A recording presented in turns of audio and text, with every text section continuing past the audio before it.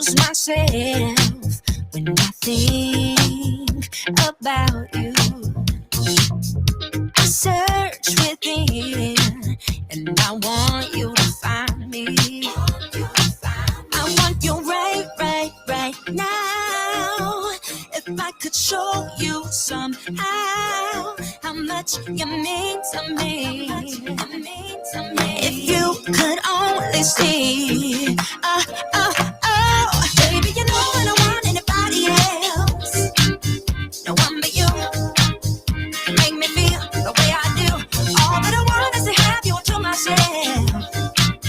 No one but you. You make me feel the way I do. Baby, you know I don't want anybody else. No one but you. You make me feel the way I do. All that I want is to have you to myself. No one but you. You make me feel the way I do. The way I do.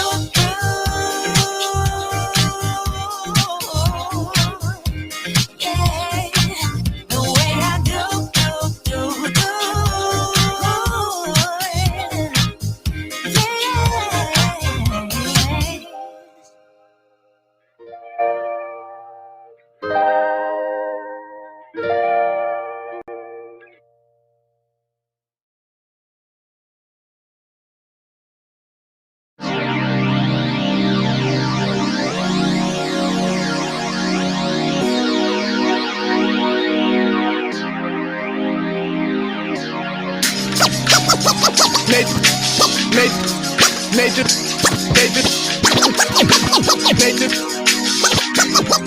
NathanIvy.com. Mr. Ivy, know the show must go on. As far as Cincinnati, man, I put on. Tunes made another flame beat for me to cook on. Raised dogs, close this, yeah, too strong. Team AI, chop it up at the chop shop. Top notch with the king flow, the hot shot. Cop squats in, listen to the real. Jumping like hopscotch, nobody harder than, oh, no, think not.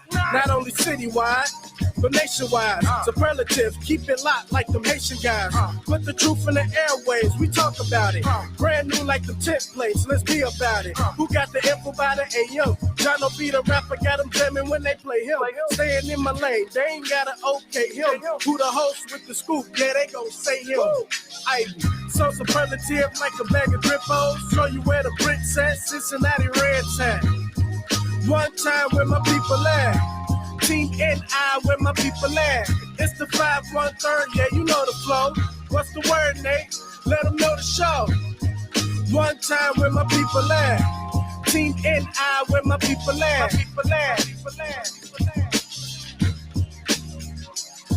Hey, good morning, everybody. How are you? Hope you're doing well. Please take a couple of minutes.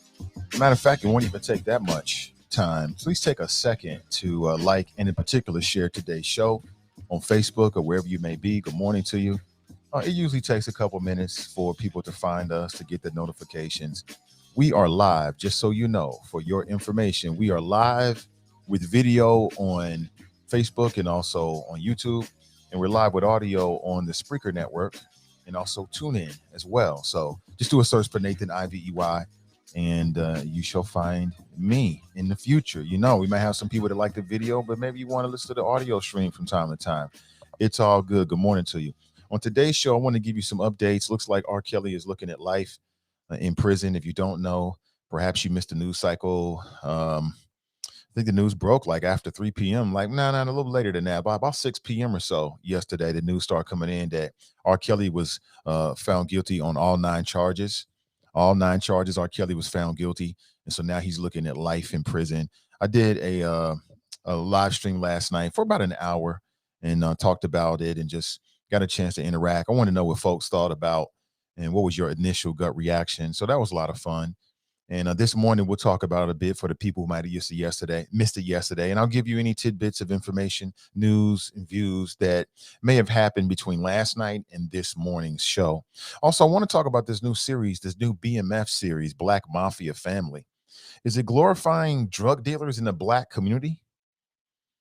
Glorifying poison dealers? Are you excited about this? This is produced by several people, including 50 Cent. A lot of people liked his series, Power. And I get it. I understand America, cinema. I understand unplugging from the matrix and just having some fun. But it's quite interesting, what people gravitate to.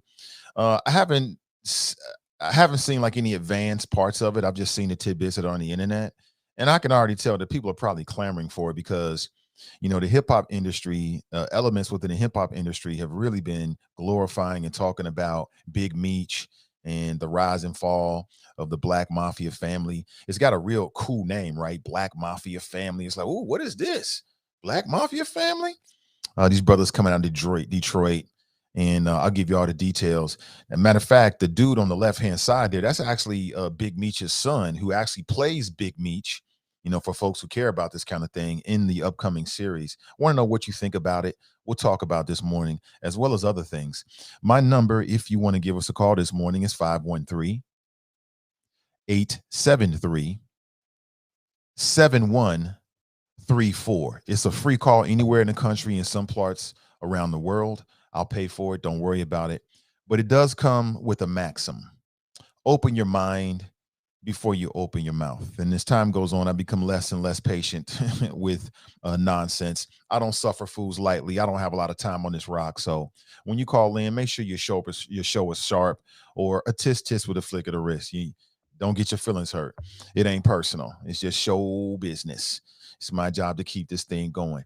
Also, want to give you heads up that tonight the NAACP and the Prince Hall Masons are going to have another of their series of city council virtual forums. I will be your moderator. CDM will be powering the whole thing. So look forward to that. And should be very, very, very interesting. They've got some new questions as well. I've got new questions, and I want to approach it just a little bit differently. I think after kind of sitting back and watching, and the first time I did it, to make it more informative for you and to maximize the time and the space. So that'll be at 6 p.m. today. You can watch it live on Facebook and on the Cincinnati NAACP's Facebook page. So look forward to that. Very interesting. You got one today, then you got another one on Thursday. And I believe on Thursday, Sister Iris Rowley will be she'll be moderating that one. So it should be very interesting as we try to figure out who's going to be on city council with so many damn people. Speaking of which, I got my flyer from the Democrat Party. The Democrats have their slated candidates that they would like you to vote for. And we shall see. We shall see. Again, my number, 513-873-7134, should be on the screen there. Let me know if it's not. If you can't hear me, just give me a thumbs up, or hey, Nate, wave me down.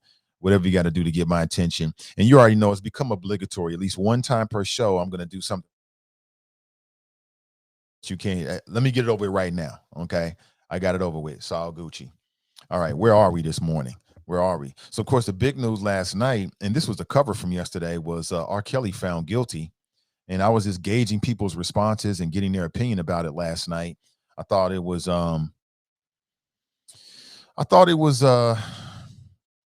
it was about what I expected, quite honestly. The responses I was getting from the people in the stream, it was about what I expected. I wasn't really surprised by anything. In any situation like this, you're going to have people that are going to gravitate toward, the celebrity. There's some people that get really starstruck. And quite honestly, and I'll say it again, I mean, whenever a black girl or woman accuses a powerful man of something of this nature, you're always going to have people that are going to instantly side with the powerful male. And I don't know what that is. It's almost like a reflex in the minds of some people. I think for some people, it's their own personal circumstances, things that happen to them. And so they project it onto whatever scenario that people are dealing with at the time. And, it's quite sad. It's quite sad. If you want to get away with raping, robbing, kidnapping a certain demographic, and you want to get away with it, then choose black girls and black women. And that's the saddest thing about all of this. I have no tears for R. Kelly. I'll say it again. He was found guilty on all charges. The government went after him with some new ish. They came at him like, he was with the Black Mafia family. And literally, and charges included racketeering, sex trafficking, kidnapping, bribery, sexual exploitation of a child, and the violation of the Mann Act, which is a federal law that criminalizes when you transport a woman or a girl for the purposes of prostitution or debauchery or other immoral purposes. Like that's the letter of the law. And they came at him like he was on some old criminal enterprise type stuff, because he was using his handlers and his staffers and his managers and all the people that waited and worked for him. He was using them um, to ensnare underage girls, and in one case, at least one case, an underage boy as well. So, as I said before, I'll take it from the top. This is how I feel about it. Grown folks do what grown folks do. I don't really care about what other grown folks do. If you want to go live with R. Kelly and be his girlfriend or his boyfriend, and everything he tells you to do, you do, and if he tells you to dance on one leg and bark like a dog, and you want to do that, go right ahead. I'm happy for you found your place in life. For me, when you start talking about underage individuals and forcing people and rape and things like that, that's when it becomes a problem for the larger society. As a human being, man, I've seen some freaky stuff out there. There's people that like dress up like as babies. They're like grown-ups, but they live their lives as infants, diapers, the whole 9 yards. And like their spouses will take care of them. And it's like some old weird fetish type ish. Not for me. I'm not going to tap into it. That's one OnlyFans page I'll never go to. But if you want to live your life like that as an adult, go right ahead. Do you? Do you? However, when you become a menace to society, is when you start to use your influence as some big time celebrity to ensnare underage people. That's when it becomes a problem. That's when it becomes a problem. And a lot of people last night were like, well, what about the parents? The parents were not on trial. Maybe in the court of public opinion, we should have that conversation. And I'm open to it. But the parents were not on trial. R. Kelly was on trial. And then some folks brought up Bill Cosby last night as well. I don't give a damn about Bill Cosby. He should have burned in hell. I hope he burns in hell, period. If Bill Cosby was still in jail, so what? There's a question now about should R. Kelly music be banned off of streaming services, which I think is something we can talk about. Do you believe that R. Kelly was like the victim of some kind of grand conspiracy? And I had to lay it out there. The reality is that this is really complex on some levels when you talk to Black Americans because of the history of the so-called justice system. You know what I'm saying? Anybody in America can get this now. You don't just have to be Black. Anybody in America can get caught up in the so-called American justice system and find yourself behind bars or on death row. You can get executed in this country and didn't even commit the crime. But if you're Black, it's more likely that might happen. I don't think there's anybody out there that might disagree with that. And if you do, you can call in and I can set you straight at 513-873-7134. We already know the realities of it. That's why I don't like to go to the courthouse. I don't even like to go to the courthouse with other people because I can just be standing down and I feel like any old dumbass thing can happen. Anything can happen. So that definitely is a part of, I think, in the brains of some people when they look and they judge like high profile people like Bill Cosby. And in this case, R. Kelly going to jail and stuff. There's always going to be an element of the community that's going to be like, they're just trying to get another Black man. And like I said, with COINTELPRO, which never ended, COINTELPRO extended beyond just civil rights activists. The federal government, the FBI, were surveilling Black entertainers as well, following them, surveilling them, trying to make sure to see if they're going to have something. They used to follow Jim Brown all around. Of course, Jim Brown was intertwined with the civil rights struggle as well. But, even for Black entertainers back in the day, that had nothing to do with it. They were being followed by the FBI because the FBI was afraid that they might mess around and spark a revolution. Right. And so we know this is real. And COINTELPRO is happening right now. It just kind of changed. They still surveilling people. They probably surveilling Black Lives Matter activists. If you were activists in whatever city and you're loud about it, they're probably surveilling you too. Anti-war protesters back when Baby Bush was in office. So this ain't nothing new. This is definitely a part of the equation. However, as I say it again, I don't want to beat a dead horse, but I stopped effing with R. Kelly over a decade ago, man. Over a decade ago. I don't roll like that. It's just some things that a man has to have a standard for. And even before I had children, this is way before my daughter was even born. I don't roll like that.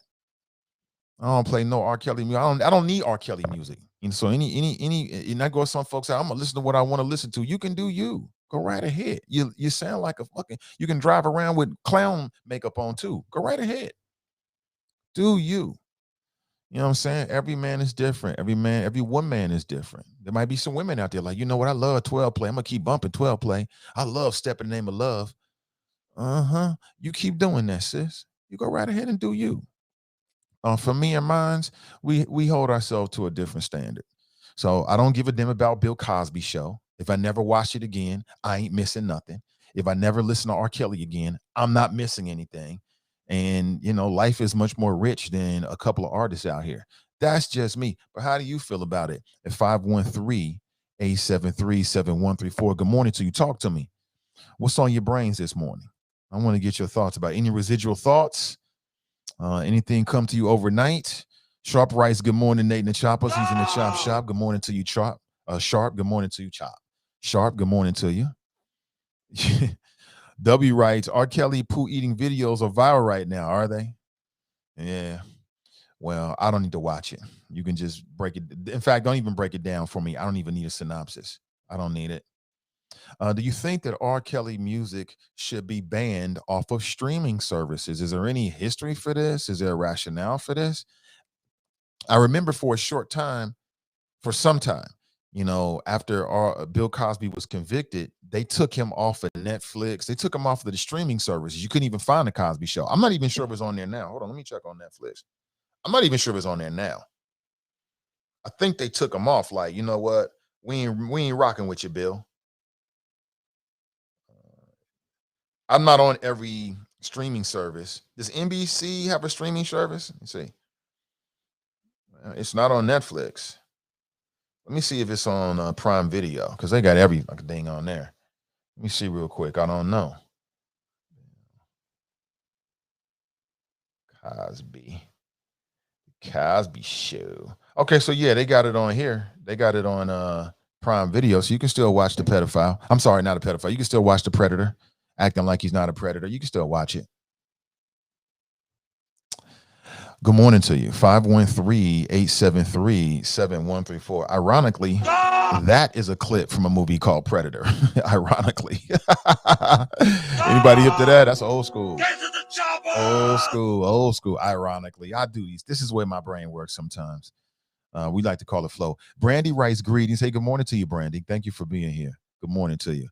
Daryl writes, good morning, Nate and the Choppers. What's up, Daryl? What's up? Charles writes, grand risings, Nate and the Choppers. Good morning to you. Mrs. Love Being Black writes, good morning, fellow beautiful, smart Choppers. Good morning to you. Jerome writes, good morning, Nate and the Choppers. Good morning to you. Brandy writes, good morning. Hurry up weekend. Happy Tuesday, y'all. Hurry up weekend. Damn, Brandy, it's only Tuesday. Damn, we just got started. I ain't mad at you, though. Nat writes, good Tuesday, Choppers. Good morning to you, Nat, as always. Anthony writes, morning, Chop Shops. Good morning to you.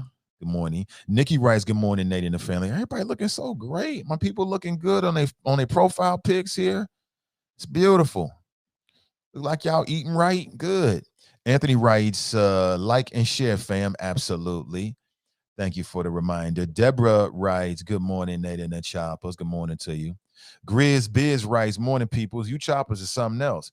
I commented on the subject, and one of you jokers reported me. I don't think y'all 100 like y'all claim.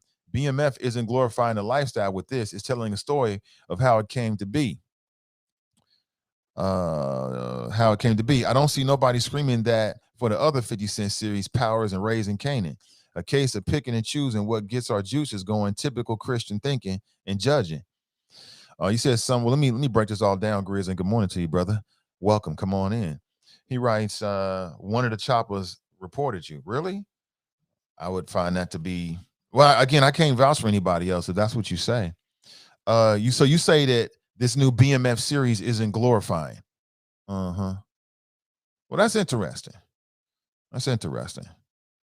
Because from where I'm sitting, it looks like glorifying on some levels. And again, this is what they do. This is what Hollywood does. What you got to understand is, on some levels, Hollywood is completely out of ideas. That's the reason why the biggest thing coming out of Hollywood right now are old ideas. I'm talking about the Marvel series. The biggest thing coming out of Hollywood right now is old shit. Comic books have been around for 40, 50 years. Black Panther, Wakanda, that was written 25, 30 years ago. But Hollywood is so, at the bottom of the tank when it comes to good ideas, that now they have to mine old stuff in order to get people to get to movie theaters. Like I said, the Avengers, all this shit been out for 30 years. This ain't new. None of that is new. You know what I'm saying? People like me that used to read the comic books, all this kind of shit, this shit was a long time ago. long time ago. And so, Hollywood and the world of entertainment is searching for good ideas. And I know this because I watch a lot of these YouTube channels like Vlad TV, and you got this crossover appeal with hip hop, which is always a good way to connect with the audience and to connect with the youth because the youth love the music, they love the culture. And we already know that dope culture, drug culture, and hip hop have been intertwined. Some of these hip hop dudes was looking up to the dope dealers, and that's where they was getting their styles from. This has been well documented. I don't want to go over the history. This has been well documented. And the Black Mafia family, as I understand it, these guys were responsible for not only about a dozen or so murders, many of them unsolved, but also moving a whole lot of cocaine in Detroit and surrounding areas. Now, who do you think was consuming the drugs? Who do you think they were selling to, Griggs? Probably people that look just like you and me. They were selling to the black family. That's what they was. But because we live in a culture where the ends justify the means, and everybody's caught up with materialism, you throw a couple, Dookie gold rope chains and some furs, and the brother getting out of a Cadillac. All of a sudden, it don't matter how he made it. Don't matter anymore. I'm just asking the question. I'm just saying. Is this further glorification of poison dealers? Because that's what drugs have been to the black community, poison. But like I said, we live in a world where if you get you get a nice fit, you got that's real gold. Stepping out of a nice little ride, it don't matter. It don't matter. But I know how Hollywood works, and I've read about it extensively. I haven't seen the series yet. I'm not sure if I'm going to plug in or not. I may, just because I've been talking about it and I can report back on it. But I'm just asking you, is this glorifying drug dealers in the black community? Because what makes these brothers so special? The only thing that made them special is they had a lot of money. If the Black Mafia family didn't make a lot of money and wasn't flashy with it, and didn't have big houses and rings and jewels and cars, they just be regular Negroes. Nobody would give a damn. The only thing special about them was that they were selling drugs and had a lot of money. Grizz, come on now. Let's be real, ho. Real. If we're going to have this conversation, let's be real about it. It's a whole lot of black narratives. There's a whole lot of black narratives that we could be telling, or somebody could be telling. And I guess the way it works is like, hey, 50 and the creators decide to make this because they smart. They know how America works. Don't nobody want to hear about some boring ass black entrepreneur inventor. We want to hear about the dope dealers. We want to hear about that excitement, that sizzle. It's smart. But don't get it twisted, Grizz. The only thing special about the Black Mafia family is that they were selling dope to other black people, and they made a lot of money. If you take that from the equation, they're ordinary Negroes, and don't nobody want to hear that story. So please stop, bro. Come on now. Let's keep it 100. We're going to have this conversation. This is a chop shop. We keep it 100 here. We keeps it 100 here. And I've read about how they are talking about, it's about family and loyalty. That's what happens when you get good writers. It's got to be, they've got to have more, they got to have more pillars to it than just the dope, because then people will say, oh, it's just straight up glorification. They got to make it about family. It's the white man, right? It was all that was left for them to do was sell dope to their own people. I get it. I've heard that before. I've heard that before. Again, I want to hear your thoughts about it. I gave you a little bit of my thoughts. Good morning. Welcome to the show. What up? This is Grizz. Hey, what up, Grizz? Man, first of all, giving you props, it runs in the family. Got your brother on the show, your cousin. So I appreciate what you're doing, and I look at you every morning. Actually give me some ideas too. I pick up what you be putting down. You know what I'm saying? So I appreciate that. But the topic you talking about today, man, the BMF, I know a couple guys in Atlanta that's in the music business that actually part of the organization, man. And I don't think it's glorifying. I think the glorifying part comes in what you saying about how we as see it before it hit the show, because you see all these drug dealers and cats with money in the hood before it even hit the show, so everybody want to pattern themselves after that. But my thing is, where did they get that idea from the first place? And you just mentioned it, the white folks. They've been doing this stuff for a long time, man. Nobody says they're glorifying it. Nobody says this. When these Godfathers, I'm pretty sure at the top of your brain, you can name off the top 10 gangster movies in history. I bet you can right now. What's the number one? Number one. A lot of people are going to say Godfather. Scarface or Godfather. Scarface or Godfather. So I don't think it's a black thing, man. I think it's just a thing. And we gravitate to it because we are, I don't want to say our opportunities are different what they are. We have a lot stacked against us. So I just don't think it's glorifying it, man. I think it's just what happened with these cats. And this is the story. You know what I'm saying? And like you said, ain't nothing special about it. The money, it might be special, but even though they was doing what they was doing, they still supplying and putting people on. I'm just keeping it 100. They still was putting people on.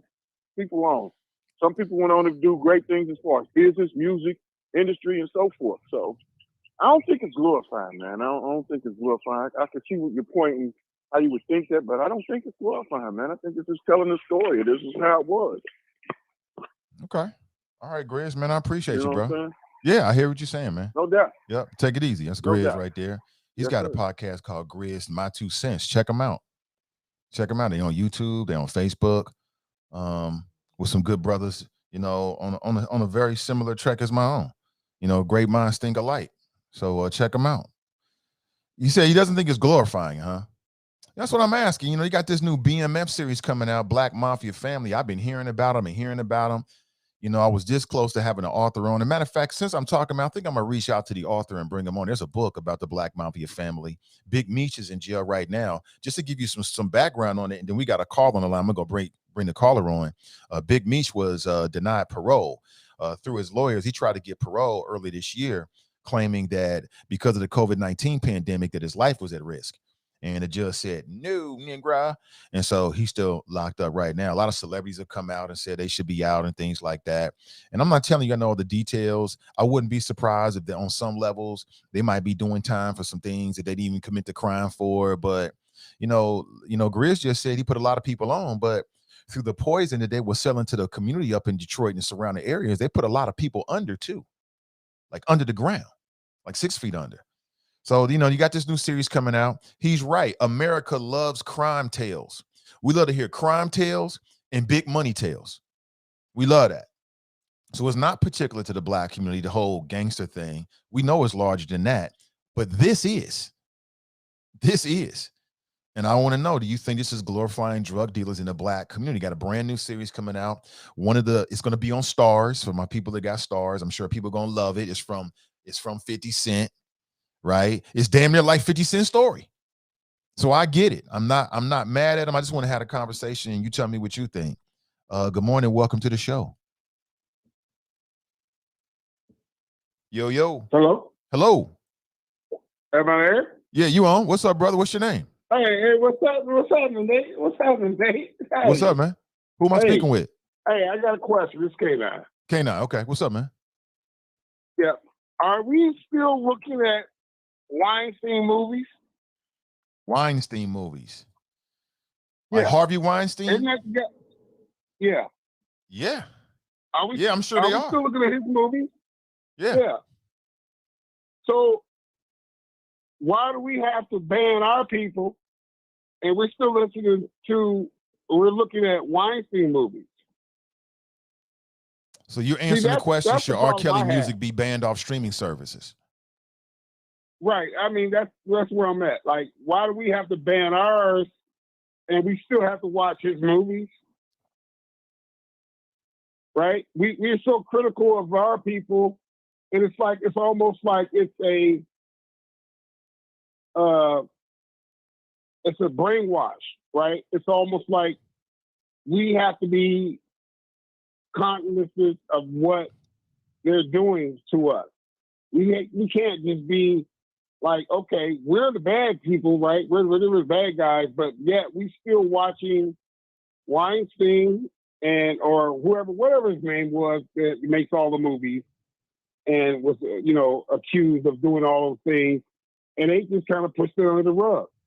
But they push out Bill Cosby, they push out R. Kelly. They want to continue to make us the enemy, right? We're always the ones that they want to use as the bad guy. But yet it didn't just start with us. So why are we still watching his movie? Why do we have to stop listening to R. Kelly or watching Bill Cosby and we're still watching his movie? Mm-hmm. Right? Well, I think, and that to me is almost kind of like a brainwash. It's like you got to keep making us the villain and forget about what they've done, right? Because what is it? Well, it doesn't matter. Black lives doesn't matter, right? We have to continue to push the envelope to where we're looked at more crucially than they are, and they're doing the same thing. And there no one's rooting for them to be taken off the air or eliminating the movies. And I'm not saying that I agree or I with whatever crime they're being accused of, but I'm saying it's fair and equal treatment. It's the same scenario. We're always pushed to the propaganda that we have to hate ourselves or we have to hate what we've done, but ignore what they're doing. I just want to get your comments about that because I see it all. We see it all the time. I mean, a lot of us, we get kind of, lost in the sauce. We get brainwashed, but they still do the crimes as well. But we're not being critical of them. And that's what I have to say about that, Nate. I just want to get your input on that because, yeah, I mean, two wrongs don't make it right, but let's call it what we see it. A spade is a spade. I understand, brother. Thanks for the call. I'll respond once you hang up. That's K9 checking in. Good to hear from you, man. Don't be a stranger. So I feel like that was apples and oranges. I really do. I just don't see the connection between R. Kelly as an artist who was the artist, writing, singing in the videos, and talking about sexually explicit stuff, right? And Harvey Weinstein, who was a producer. But let's talk about Harvey Weinstein.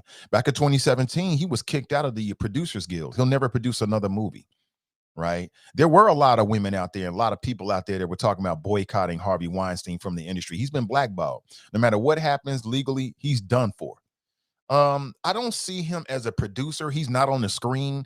I don't see him as a producer, or let's say he was the executive at the movie theater that green lighted a project. I don't see that the same as R. Kelly, the artist, who is the face, up front and center, the voice, the performer, and he's doing sexually explicit stuff. I feel like that's apples and oranges. But just to be clear, man, the industry has already responded to Harvey Weinstein. He'll never work a day in his life. He's been blackballed. He's been blacklisted, and his reputation never be the same. Personally, I believe a lot of what these women are saying because I don't think that anybody would come forward and say these things and put themselves in that situation. That's an embarrassing thing to admit, that somebody took advantage of you sexually, man or woman, no matter who it is. So I don't think that people will come forward and, generally speaking, and admit something like that unless there's an element of truth. But that's my comment. I just think it's kind of apples and oranges, the connection there. And then the other thing we got to be careful of is, because of the history of racism, that don't give black predators or criminals a pass. They don't give you no pass. You don't get a pass because of the history and legacy of racism. Hell no. You don't get no pass. I'm not giving R. Kelly a pass because of what Harvey Weinstein did. No, I'm going to judge it individually. I only asked that question because that's a question that was put out there. I read it on Variety magazine. Should R. Kelly's music be banned? Came out yesterday at about 3:20 p.m. And there are people out here that are trying to get Spotify and Apple Music to ban his music from being streamed on those services. So I throw the question to you. For me, I don't know. I'm trying to figure out how I really like the way I feel. I'm indifferent, quite honestly, at this point. But somebody might call in and say something. Come on in here, buddy. Somebody might call in here and say something that sways me, but I'm indifferent. You're gonna say good morning to the people. Good morning, people. You gotta talk to the mic, man. This is a jelly A jellyfish. That's a jellyfish. Okay, I see it. You made that yesterday? Yeah. Good. How'd you sleep? Good. Come here. I love you. It was a pumpkin, but then it broke, so I just made it into a. Your mother just cleaned you up. You smell great. Yeah. Good. Have a great day. I love you. Yeah, that's Junior. So where was I? What was my train of thought here? What was I saying? Yeah, I was saying I'm indifferent. I'm indifferent to it. So if I read that R. Kelly's music is banned off of Spotify and Apple, I don't care because I'm not listening to it anyway. I don't really stream a lot of music. I generally these days I listen to exactly what I want to listen to. When I'm in the mood for a certain artist or a certain song, that's what I listen to. I don't really, when I worked in commercial radio, I didn't listen to commercial radio. That's just not really my thing. Not to hate on anybody. I would tune in from time to time to support my people, my colleagues, when things were going on or whatnot. But I don't really listen. I listen to what I want to listen to exactly when I want to listen to it. You know, sometimes I'm in the mood for a certain song or certain artist, then I listen to it. Other than that, I don't listen to music. So I don't care if R. Kelly is on Apple or Spotify because I won't know. If they ban whoever artist on there, I would have no idea unless I went looking for it. So I think my daughter has a Spotify account, so she listens to it in her room, but I never hear her listen to R. Kelly. She ain't really hip to that. But what do you think?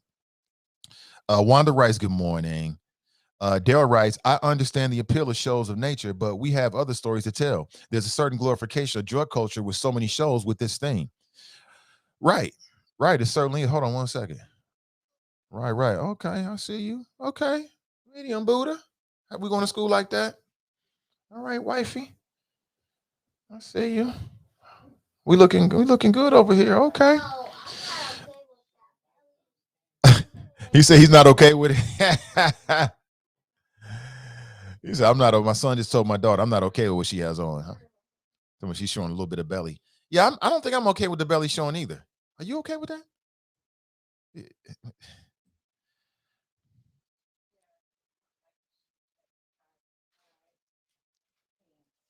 Uh-huh. You freeing yourself for some things. Okay. Mm-hmm. Charles writes, no tears for R. Kelly. No damn tears for R. Kelly and no tears for R. Kelly supporters. R. Kelly supporters have been enablers, just like Bill Cosby supporters. Running around here arguing dumbish. R. Kelly was being set up. These women wanted it. What about the parents? Man, what about the perpetrator? What about the creep in the middle? And that was R. Kelly. I don't have any tears for him. And, it is what it is. He might get out on the technicality like Bill Cosby for all we know. So we'll have to wait and see. Tiffany writes, good morning. Good morning to you, Tiffany. Dale writes, I am, but to each his or own. I didn't watch any of his stuff. Dude is foul. Kruther writes, good morning. Good morning to you. Wanda writes, I will always listen to his music. He's a great artist. Okay, Wanda, do you. I don't care about great artists. There's no music in the world that would get me to compromise my integrity. There's no artist that's ever been created that would ever get me to compromise my integrity. But I just look at it that way. Don't mean you have to look at it that way. So I appreciate you being honest. In here. I appreciate that. This is the Chop Shop. Andrielle writes, good morning, Nate and friends. Jared writes, good morning, team and I. Good morning to you, Jared. Sarah writes, Grand Risings family. Charles writes, I just asked people who still support R. Kelly, and what if it was your underage daughter? We already know if it was a family member or somebody of a fan, they're gonna stop being fans. But that's how it is. But see, that's me though. Like when I look at other people's children, I see my own children. When I look at other people's family, I see my own family. Love you too, love. All day. Okay. All right. When I look at other people's children, I see my own children. So, it's almost as if that could have been my kids. Now, of course, I'm not that kind of parent, but I just can't get down like that. I really, to be honest with you, women can be very sympathetic to a man they perceive to be a powerful man. It's just something about certain women. Again, Wanda, I'm not talking about you at all. I'm just saying in general, so it's not about Wanda. But I've even seen men on here in the chop shop on some, I'm loving me some R. Kelly. I want to keep listening to R. Kelly. I just don't understand it. I'm like, is it that serious to you? Like, which of his songs means that much to you? You know what I'm saying? I just don't get it. But everybody's different. Danny writes, good morning. Good morning to you, Danny. Deshaun writes, people will defend R. Kelly for his music and his fame while being dismissive toward his victims and making excuses. Shameful. You're right. They will. But what are you doing? And what about the parents? It don't matter. The only thing that matters is the creep in the middle. That's what matters. Brenda writes, good morning. Rhonda writes, I don't think his music should be banned. Okay. Daryl writes, Peacock. Oh, the Peacock Network. Right. Thank you, Daryl. All these damn streaming services. It's like you get rid of cable, but then you got to have 4 or 5, 3, 4 streaming services. They all hitting you for $20 a month. You might as well keep the damn cable. But then you can't keep the cable because now you got some stuff that's exclusive on the streaming services. Damn, they always in our pockets. Always. Don writes, R. Kelly does X-rated shows. In order for your daughter to get in to see R. Kelly, she has to go to security, and their parents have to say okay. Bobby writes, I feel you on R. Kelly, but I don't agree on Bill Cosby. That was a setup to keep him from purchasing that network.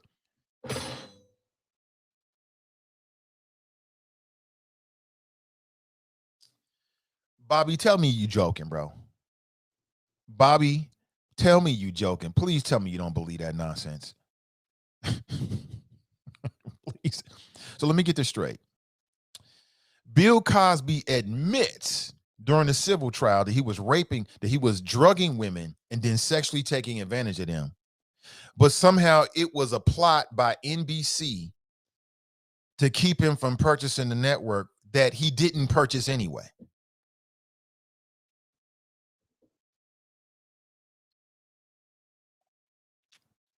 Bobby, my peoples. Let me put my hands on the microphone, Bobby. Listen close, Bobby. That ish is not true, brother. That ish is not true. That is not true at all. There might be some other conspiracies about Bill Cosby, but Bill Cosby committed these crimes. And like I said, if you're a Bill Cosby type, why are you putting anything in a woman's drink? What kind of man wants to have sex with a woman who's unconscious any effing way? I don't get it. Don writes, when you doing R-rated shows, he's not a predator. What he is being pursued. What? Are y'all not aware of the case that the government just brought against and successfully made against R. Kelly? The almost a dozen witnesses came forward, some of which were underage, talking about how he manipulated, how he groomed them, how there was a young boy who was underage who talked about how R. Kelly befriended him and groomed him and then sexually exploited him. Y'all must not have seen any of the trial. What are you talking about? F them shows. I'm talking about what he did at his house in the trailer. The shows is a whole separate thing. And, listen, I mean, I'll say it again. There's a lot of men who fantasize about having a harem. And you want to have dozens of women at your beck and call sexually. I get it. Matter of fact, Will Smith is in the media. He got a new interview coming out. I think it's in People's Magazine, where he admits that finally it comes out that him and Jada had an open relationship, and they was both seeing people inside the marriage, and that he was talking with his psychiatrist about how he wanted to get a harem. And he had a list, and some of them included several celebrities like Halle Berry and others. I'm telling you, I read this, in which he was going to contact them and see if they wanted to be his girlfriends on the side of his marriage. So I get it. I get that impulse as a man. Shit, that sound dope to me too. Okay. But those are grown folks. We're not talking about underage children. That's a whole nother thing right there, Don. That's a whole nother thing, man. Let me see. Regina writes, good morning, all. Brandy writes, I'm ready. Anthony writes, wouldn't care if his music is banned or not. Not my decision to make for other people who want to listen to his music still. Just know I won't support the brother anymore. Sean writes, good morning from the ATL. Hey, what's up with you, Sean?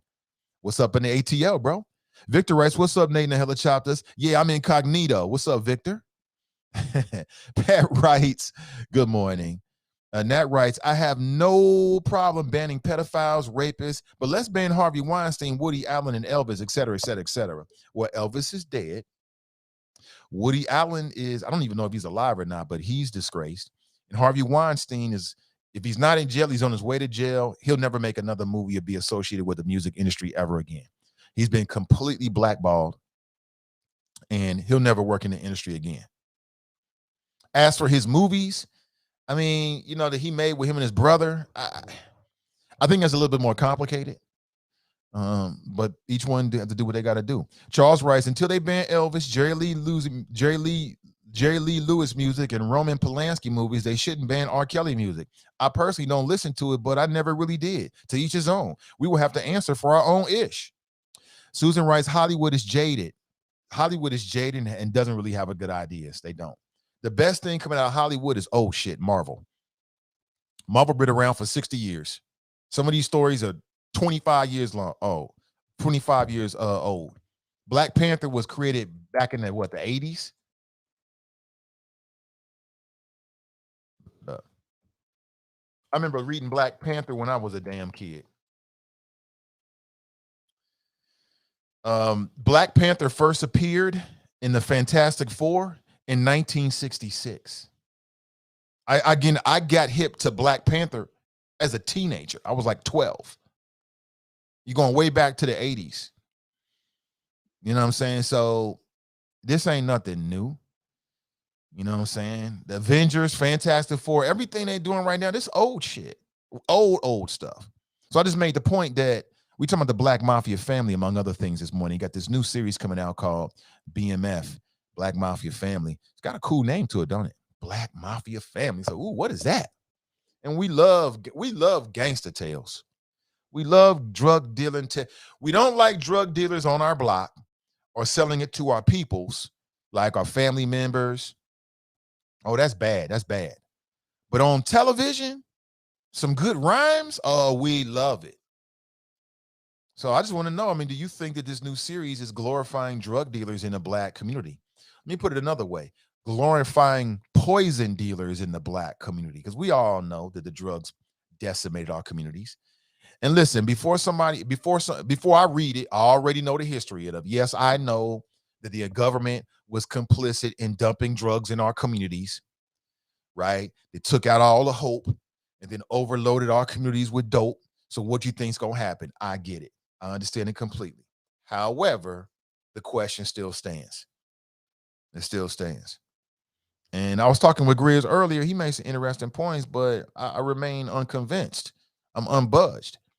You know what I'm saying? What makes the Black Mafia family attractive is the dope dealing and the money and the cars, the lifestyle, and then the intersectionality with hip hop artists. That's what makes it so interesting. That's that sizzle right there. You know what I'm saying? A lot of people grew up hard. A lot of people grew up rough. A lot of people grew up hungry. A lot of people grew up the victims of racist policies, but they didn't turn to dope dealing. There's a lot of stories out there. And again, I'm not hating on it because I understand how media works. It's all about the sizzle. I get it. It's all about that sizzle, 100%. So, but what do you think? 513-873-7134 if you want to share your thoughts this morning. It is a beautiful and tremendous Tuesday. Great to be alive. Great to be with you. Bobby writes, it's just funny how they brought this to light years later, right when he was about to make that power move. Let's just say that he did do that to all them women. They knew that years ago. Why did they wait why did they wait to come out with it? That was a setup to bring down his name. Are you talking about Bill Cosby?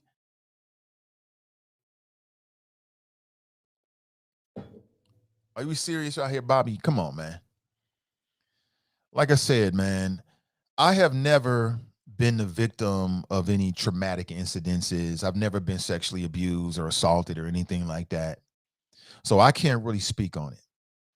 What I observe is that when somebody is the victim of a traumatic sexual experience, a traumatic event like that, it can change your brain chemistry. It can change everything about you. And there are people out there that have been date raped, that have been brutally assaulted by everyday average Joes with no name and no money and no nothing. And they never come forward because of the shame.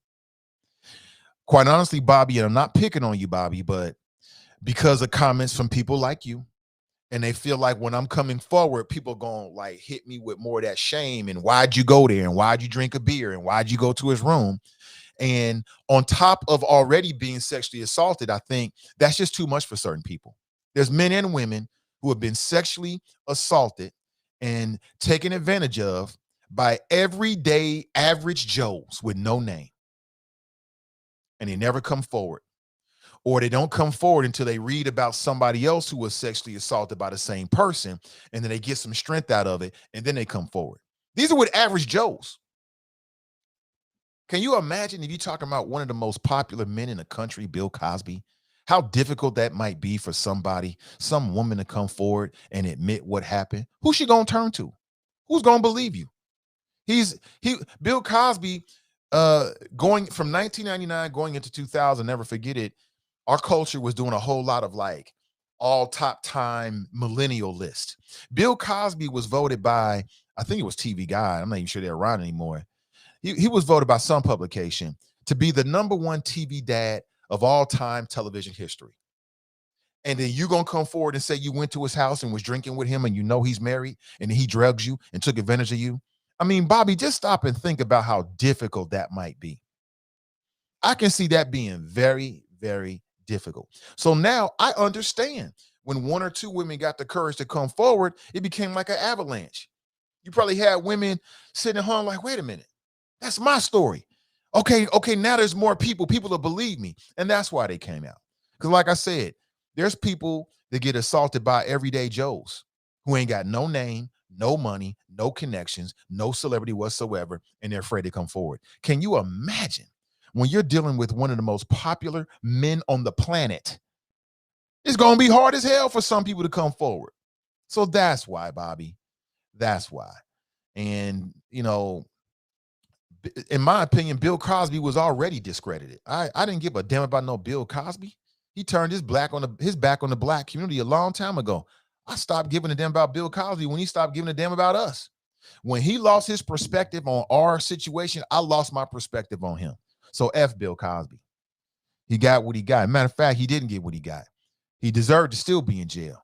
But he's a rich man in America. And rich people, the technicalities, you know, you can pay a $1,000 per hour lawyer or a team of $1,000 per hour lawyers. They got investigators and whole staffs and interns to go over your case every day, all day until they find something. And that's what they did.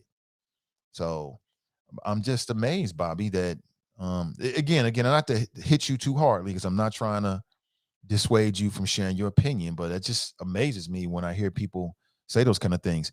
Davis writes, 50 Cent and others been wanting BMF in a movie, but a miniseries is too much. They destroyed Detroit and LA. Hey, what's up, Davis? Well, that's what I've been reading. You know, BMF, man, all I hear about, they help Cameron. Oh, they work with Diddy. Oh, they was bankrolling some artists. I don't give a damn about no poison dealers bankrolling artists. So what?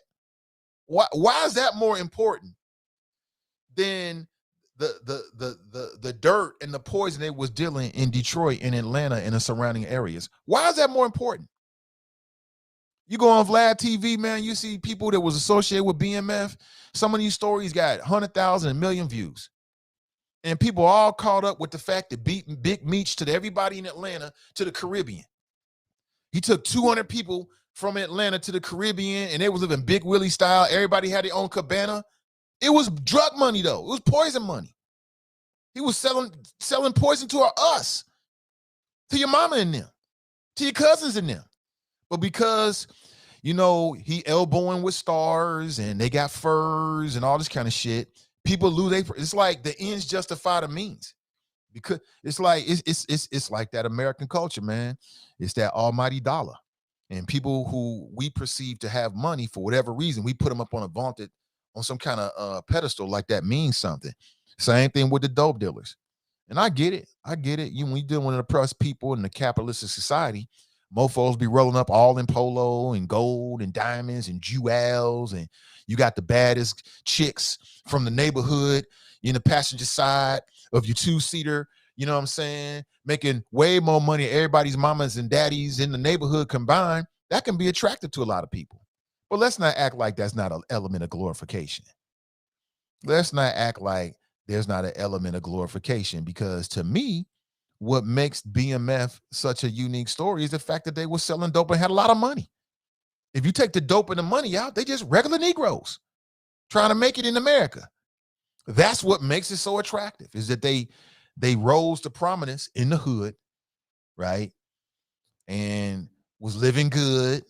And like I told you, you know, there was a crossover with the dope dealers. And we all know that the early hip hop artists was looking at the neighborhood dope dealers and emulating their styles. We already know that. This ain't nothing new. So, I mean, to me, this is easy. I mean, the answer is easy. Is this glorifying drug dealers in the black community? Absolutely it is. Tell me I'm wrong. 513. I'm open to it. I want to hear your thoughts on it. 513-873-7134. Now, the other side of it is, you know, should we not tell our gangster tales? You know what I'm saying? Black folks got gangster tales. I mean, shit, Bumpy. Didn't Denzel play the gangster? What was he play? Bumpy Johnson, I think it was, something like that. Forrest Whitaker, he's got a series right now. I think he plays Bumpy Johnson as well. And there's this crossover section with Malcolm X and, you know, this whole narrative that they're building around it. You know, I've watched a couple episodes. Okay, it's cool. It's cool. But is that glorification or just repackaging our stories? I don't know. I don't know what you think anyway. Davis writes, Big Meech ain't out yet, but a lot of big rappers owe him so much money. Angela writes, yeah, right, because Elvis married Priscilla, and she definitely was underage, but they don't talk about their so-called king, white privilege in America, period. Yeah, but we also can't prosecute Elvis because Elvis is dead. Elvis is dead. And that was a different time. Like, that was a whole different time. I don't know. I think that's different. Anthony writes, I don't have a problem with shows like this. Regardless of the story, it's a piece of how some of us in the black community try to survive and navigate our America. Also, what is the difference between BMF movies and Al Capone and Bonnie and Clyde? Well, one big difference is they're black. That's one big difference. You know, I don't remember Bonnie and Clyde didn't sell dope in Detroit. I don't know. Maybe they did. Al Capone was running alcohol to white folks and others too. We know that. And BMF was selling dope straight to the black community. That's the difference. That's the difference. Is there a difference? That's the difference in my mind. Jesse writes, they also had a record company. They signed Jeezy, and Fabulous. They did. They absolutely did. And I guess, again, it's that intersectionality with hip hop that has further added to the mythology of BMF. All these books written about them, and then people on these YouTube channels talking about them, you know, Vlad TV, Art of Dialogue, and others. It's like people are really caught up with it. And then the YouTubers and have did they role in sort of like building up the mythology of it. 50 Cent was smart. He was like, oh shit, y'all want this? I'll give it to you. I get it. TNT writes Fast Money. Daryl writes, this is America's appetite for violence, falls in line with everything else, means justify the ends. Victor writes, but they destroyed more black families than they helped. That one. Did BMF destroy more black families than they helped? I mean, I guess we had to tap in with some of our brothers on the ground in Detroit and Atlanta to really get to the bottom of it. I mean, from a distance, just thinking about it, one would say, yeah, obviously they did. You know what I'm saying? But, I mean, we love a gangster tale. Some of my favorite gangster movies, Godfather was cool. That wasn't my favorite. My favorite was Casino. Thought Casino was dope. Goodfellas, things like that. I mean, I'm guilty of it too. America loves these tales of drugs and violence and lawlessness, right? It feeds into our fantasies about what we might do and what we might fantasize about doing, right? And we love a tale about fast money. We love a tale about fast money. By we, I mean all of us, black, white, or whatever. We love a tale about some fast money. It's exciting to us, right? They spend the whole movie glorifying the come up by any means necessary. And then the dope dealer goes to jail in the end. And it's like, for me, most people aren't looking at that like, oh, that's cautionary. Most people are like, oh, you was dumb, man. If it was me, you should have did this. If it was me, I'd do this. I wouldn't get caught. That's how I look at it. Susan writes, all of it is rebirth blaxploitation if we call a thing what it is.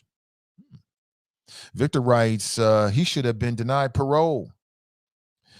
Davis writes, 50 Cent story is fake. He's an FBI informant. He hates his black son and his music is terrible. Damn. Tracy writes, 50 Cent has 2 shows that are popular and they both deal with selling drugs. Right. They do. Cruther writes, was R. Kelly training those young people? Oh, okay. You're going back to yesterday. I don't know. I mean, he was definitely grooming them. He definitely was. And on some levels, he was training them. He had an older woman who was in her 40s, and she was grooming and training young girls. Yeah, he was. TNT writes, who's still watching his movies? My Harvey Weinstein? I mean, I don't even know if I am watching a Harvey Weinstein movie these days. I have no idea. I guess at the very beginning, they'll run the logo, Weinstein Productions. I think it was him and his brother or something like that. But whoever watched the movie because Harvey Weinstein produced it, I can't remember ever doing that. Davis writes, Weinstein is no longer a part of his family media group. They fired him, took his power, and removed his name. That would be smart. Change the whole name. Victor writes, can we get Garrison to call in? I think he's called in once or twice years ago. You know what I'm saying? He ain't really checking for me. Kush writes, good morning, Ned in the Choppers. Good morning to you, Kush. Good morning to you.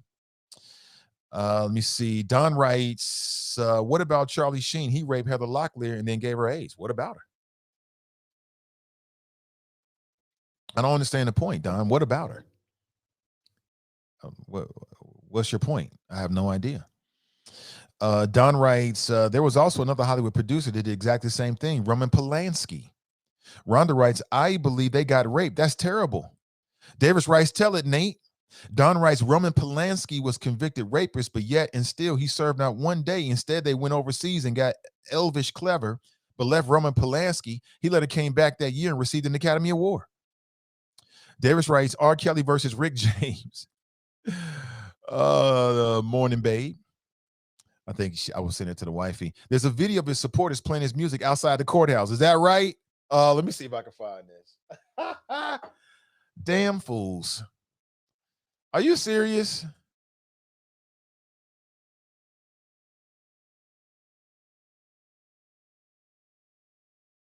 You serious? That is the craziest thing ever.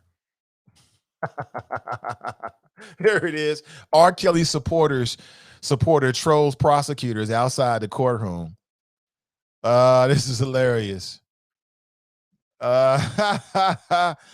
People are so silly. You ain't got nothing else better to do with your time. R. Kelly supporter trolls prosecutors playing his music. So the prosecutors are walking in or either out, and this fool is out here playing his music. You a damn fool. Go sit your ass down. Hey, it's America. I guess he can do that. It's his right? Damn fool. What I look like doing something like that? Let me see. Davis writes, smart guy. I think she's talking about my son. He was in here. Nikki writes, good morning. TNT writes, his music can never be completely banned because, right. Nikki writes, such a cute jellyfish. Yeah, he has to show off. Victor writes, I think that it's up to each individual. If you like his music, then you should listen to it. I mean, ultimately, but let me go a step further than that. Yeah, why? I don't understand why. Now, maybe some people can separate the man from the music. I can't. I can't separate the man from the music. I can't. You know, the man and the music are intertwined. You know what I'm saying? He sold himself with the music. I just can't. Especially the more sexually explicit music. Like, you know, if it's more, let's say it's I Believe I Can Fly or something that's inspirational, maybe. But his more sexually explicit stuff, it's like, I know who he was talking to and what he was talking about. It's got a whole different feel to me now. So, I don't know. Nat writes, black celebrity culture sells like hotcakes, and we know that black criminals will be treated differently than white criminals. Hashtag history. Sean writes, if they didn't ban Elvis or Jerry Lee Lewis or Michael Jackson, then don't ban R. Kelly music. If you don't like it, don't play it, don't listen to it. This whole Elvis Presley and Jerry Lee music, I don't know what fuck that. On both of those men dead, so I don't know what the point is there. Michael Jackson, that's debatable. He did pay off that settlement, but he was never found guilty in a criminal trial. But you can make what you want out of civil stuff.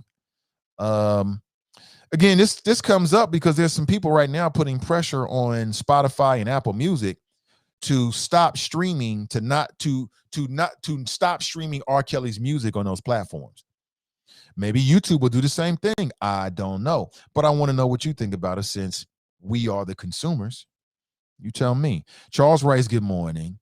Don writes, what do you think the industry is corrupt, but yet you get very little information about what is being made within the media? Daryl writes, Nate, think of it this way. The money made from his material supported his lifestyle and others to look the other way while conducting predatory behavior. Susan writes, I'm indifferent also. Honestly, an R. Kelly music ban equals censorship. I think we should all be able to make our own choices regarding what we choose to consume in terms of entertainment within legal parameters, period. Because where will such censorship stop? Okay. Davis writes, child, it's other black male musicians with great music. Avant, Genuine, Key Sweat, and they ain't singing porn. Oh my gosh. I could care less about R. Kelly. Don't drop the soap. Eloise is in the house. Eloise, she writes, good morning. Happy Tuesday. Happy Tuesday to you. Pamela writes, good morning, ain't the choppers. Last day in jail. What? You was in Facebook jail? And Ray writes, risings are, what? You was in Facebook jail? What the hell? What they doing to my peoples, man? What are they doing to my peoples? Let me take a quick pause, man. Just a couple of minutes. We'll be right back. Don't go anywhere. This is the Nathan Ivey Show, where nothing is funnier than the truth. Men are allowed to be men, and sucker MCs get dealt with. We'll be right back and continue the conversation right after this.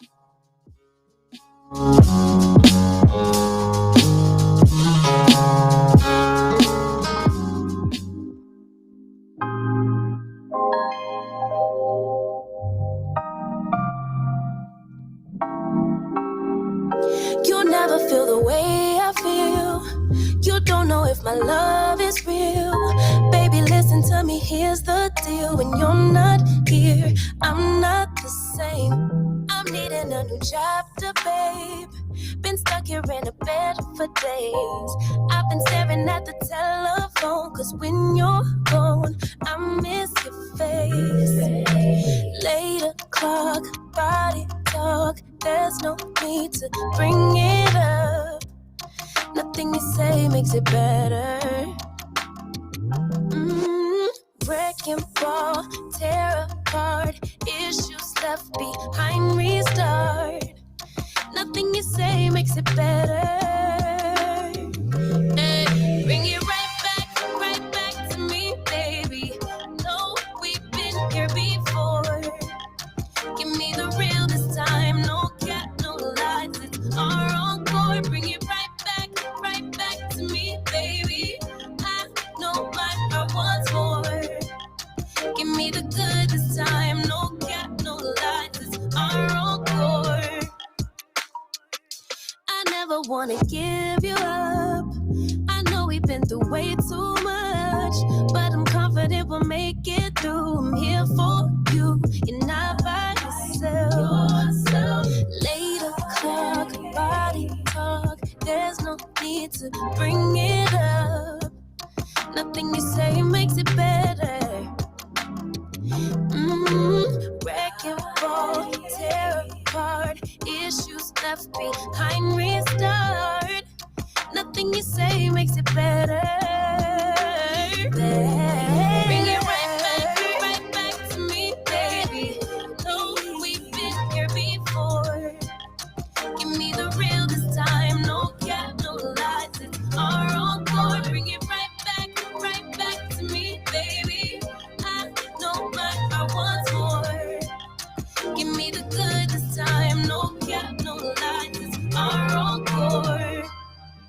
All right, good morning, everybody. Welcome back. Just a couple of minutes to recharge a little bit. Good morning to you. Let's get back to the conversation. There's a brand new series coming on Stars. It's called Black Mafia Family, which is based upon a criminal organization that was based out of Detroit. And I want to get your thoughts about it. Is it glorifying drug dealers in the Black community? Also, what is your opinion about R. Kelly? Some are suggesting that his music be banned off of streaming services like Apple and Spotify. Do you agree with that? We got a call on the line. Let's go straight to it. Good morning and welcome. Hi, buddy. Hey, what's up, buddy? How you doing today? I'm doing great. I'm doing fantastic. Welcome. Wonderful to hear. I have listen, hood dramas, movies and whatnot, they're like the slave movies to me. I've had my fill of them. I don't watch them anymore. I'm too old to watch that kind of stuff and really care about it. You as a consumer are responsible for what you intake, just like we talked about last week about Lil Nas X's music and stuff. You're responsible for that as an adult. You don't have to watch. If he has an audience of people that want to watch that, there's always some 25-year-old diesel dude who want to watch something like that. Me, at old enough to be that 25-year-old's dad, I'm not interested in it anymore. Now, I say that knowing full damn well that the Sopranos prequel comes out on Friday, and I'm grossly looking forward to that. I can't wait. If What's they the release difference? it at midnight, I'm going, huh? I said, what's the difference? Because it's somebody else's culture being portrayed as assholes, not mine. That means a lot to me. And the Italians don't like that kind of stuff either about their culture. That was Rudy Giuliani's whole mission as the New York City mayor, to end the mafia, bring them down, and he pretty much did. With the help of the feds, but he pretty much did. You can say what you want about him as, a presidential candidate and what he's done after, but that's his legacy. He took down the mafia, a fellow Italian. Am I right or wrong? You're right. So, people, all people have problems, with their culture being portrayed a certain way in movies and film and media. That's going to happen. But like I said, part of the reason I'm going to watch that Sopranos prequel is because, it's not my culture. And two, it was kind of, the Sopranos, I kind of got into it before, I've had this recent ethos about hood movies and slave movies. Sopranos ended in 2006, 15 years ago. A lot's changed in 15 years with my mentality, but by everything, you know what I mean? So, but as far as Weinstein movies, I mean, people saying don't watch those, then that means you're not watching Paid in Full. The movie with Mekhi Phifer and Wood Harrison, Cameron. That was a Weinstein movie. Or his I don't know who actually gets the credit, but he was involved with that because Dame Dash famously beat him up or put hands on him for disrespecting a woman on set. So there's that. But I as far as streaming services canceling R. Kelly, I don't care if they do or don't. I'm not going to be, like I said, I'm not going to go looking up his music because of what he's been involved in and whatnot. But at the same time, I doubt if one of his songs came on the radio, I'm going to leave the room. I probably won't just, actively listen to it, just know it's in the background. Will you dance to it? So, as you out somewhere, R. Kelly comes on, and you dancing to it? Oh, I don't dance. I got a mean ass two step. Well, will you two step to it? I doubt I doubt it. I mean, I have to see what happens if I'm in that situation, but I don't see a situation where other than maybe a wedding reception, and I don't have any of those on the horizon anytime soon. I don't see where I would dance to it if they're playing it there. I mean, that's just, to each his own as far as that. But me, I ain't rocking with dude. I'm kind of with you. Our daughters are around the same age. You understand? So there's just certain stuff I'm just not just about to be a part of. But But what was I going to say? Oh, as far as last night, what you had said that I thought was weird when you had said that, I know what you were talking about. He broke her into the music industry. We got that. But the point was, I felt that was a poor choice of words because he had women breaking in the young girls. And I was just like, Nathan, you're a talk guy. You got to choose your words better. That's all. It was just a cringeworthy statement from you. I knew what you meant. I was just thinking this brother is smart enough and has the vocabulary, dexterity to choose better words. Yeah, and I knew what you meant. Brother. I knew what you meant. But my point was, that's your projection. That's your mentality. Don't project your gutter thoughts on me. The projection. It was a projection. You knew what I meant. Indignant. You just said you knew what I meant. Sir, and you projected your gutter thoughts into what you said that you knew I meant. So just leave it like that. No, let's not leave it like that. Why don't you learn to take some goddamn criticism? I'm taking your criticism. You're getting indignant about it. I'm not getting indignant. What's wrong with you? I'm not getting indignant. People but just because you say something don't mean I gotta validate it, brother. I mean, I heard what you said and I said what I said. People listening to you. Stop projecting your gutter thoughts into what I'm saying. You knew what I meant. Leave it just like that. Period. I've been there through public radio, commercial radio, and I appreciate you, but that don't give you the right to tell me what to say. You wouldn't even want to listen to me if I was that kind of talk show host. Thank you for the call. You wouldn't want to listen to me if I was that kind of man. You listen to me because I'm the kind of man that I am. I stand on what I said. Stop projecting your gutter thoughts into what I'm saying. You know what I meant, and you know what I didn't mean. Leave it at that. All right, simple as that. If I was a lesser man and just was weak all with it, you wouldn't want to watch and listen. I wouldn't want to watch and listen to somebody like that. So you get what you get. The blade cuts both ways. Simple as that. The hell I'm supposed to do? Bend over and fold in because you say something when we start doing that? Come on now, but I appreciate you, brother. And if I think you're right, you're right. And if I think you own some other ish, I'm going to say that. I know where you was coming from. You didn't even have to bring it back up. You're wrong for bringing it back up. Leave it last night. What happened last night, leave it last night. Simple as that. What I'm supposed to do? You right? F that. Nikki writes, he does deserve to be in jail. Speaking of who? Bill and R. Deshaun is in the house. Good to see you. She writes, good morning, Nathan and all. Good to see you. Jay Rayford writes, so why don't Caucasians get the same treatment? When they do the same thing, where were you? What Caucasians are you talking about? I'm pretty consistent. Show me a Caucasian artist that has done what R. Kelly was accused and now convicted of. He should get the same damn thing. I don't feel no difference. But that doesn't really matter in the R. Kelly case. The only thing that matters in the R. Kelly case is what R. Kelly did. It don't matter what anybody else did. All that other stuff is just a way to muddy the waters.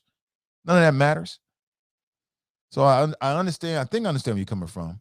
Politically Petty Podcast Show is on YouTube and writes, morning, Nate and the Choppers. Good morning to you. Good morning to you. Get to the chopper! Clarence writes, people be out here abusing other people's children and getting away with it. The reason I'm going to smoke this MFer is because he probably doing the same thing he did to me, somebody else's children. To me, it's all about that. It's all connected. Everybody knows you've been listening long enough. I went hard on the Catholic priest, hard in a Catholic town, super hard in the paint, hard on the Boy Scouts. I'm consistent. Anybody that's preying on the elderly, women, anybody weaker than them, children, I'm not with it. And I don't give a damn. I love Nas. Nas is one of my favorite artists of all time. Let some ish come out about Nas doing something.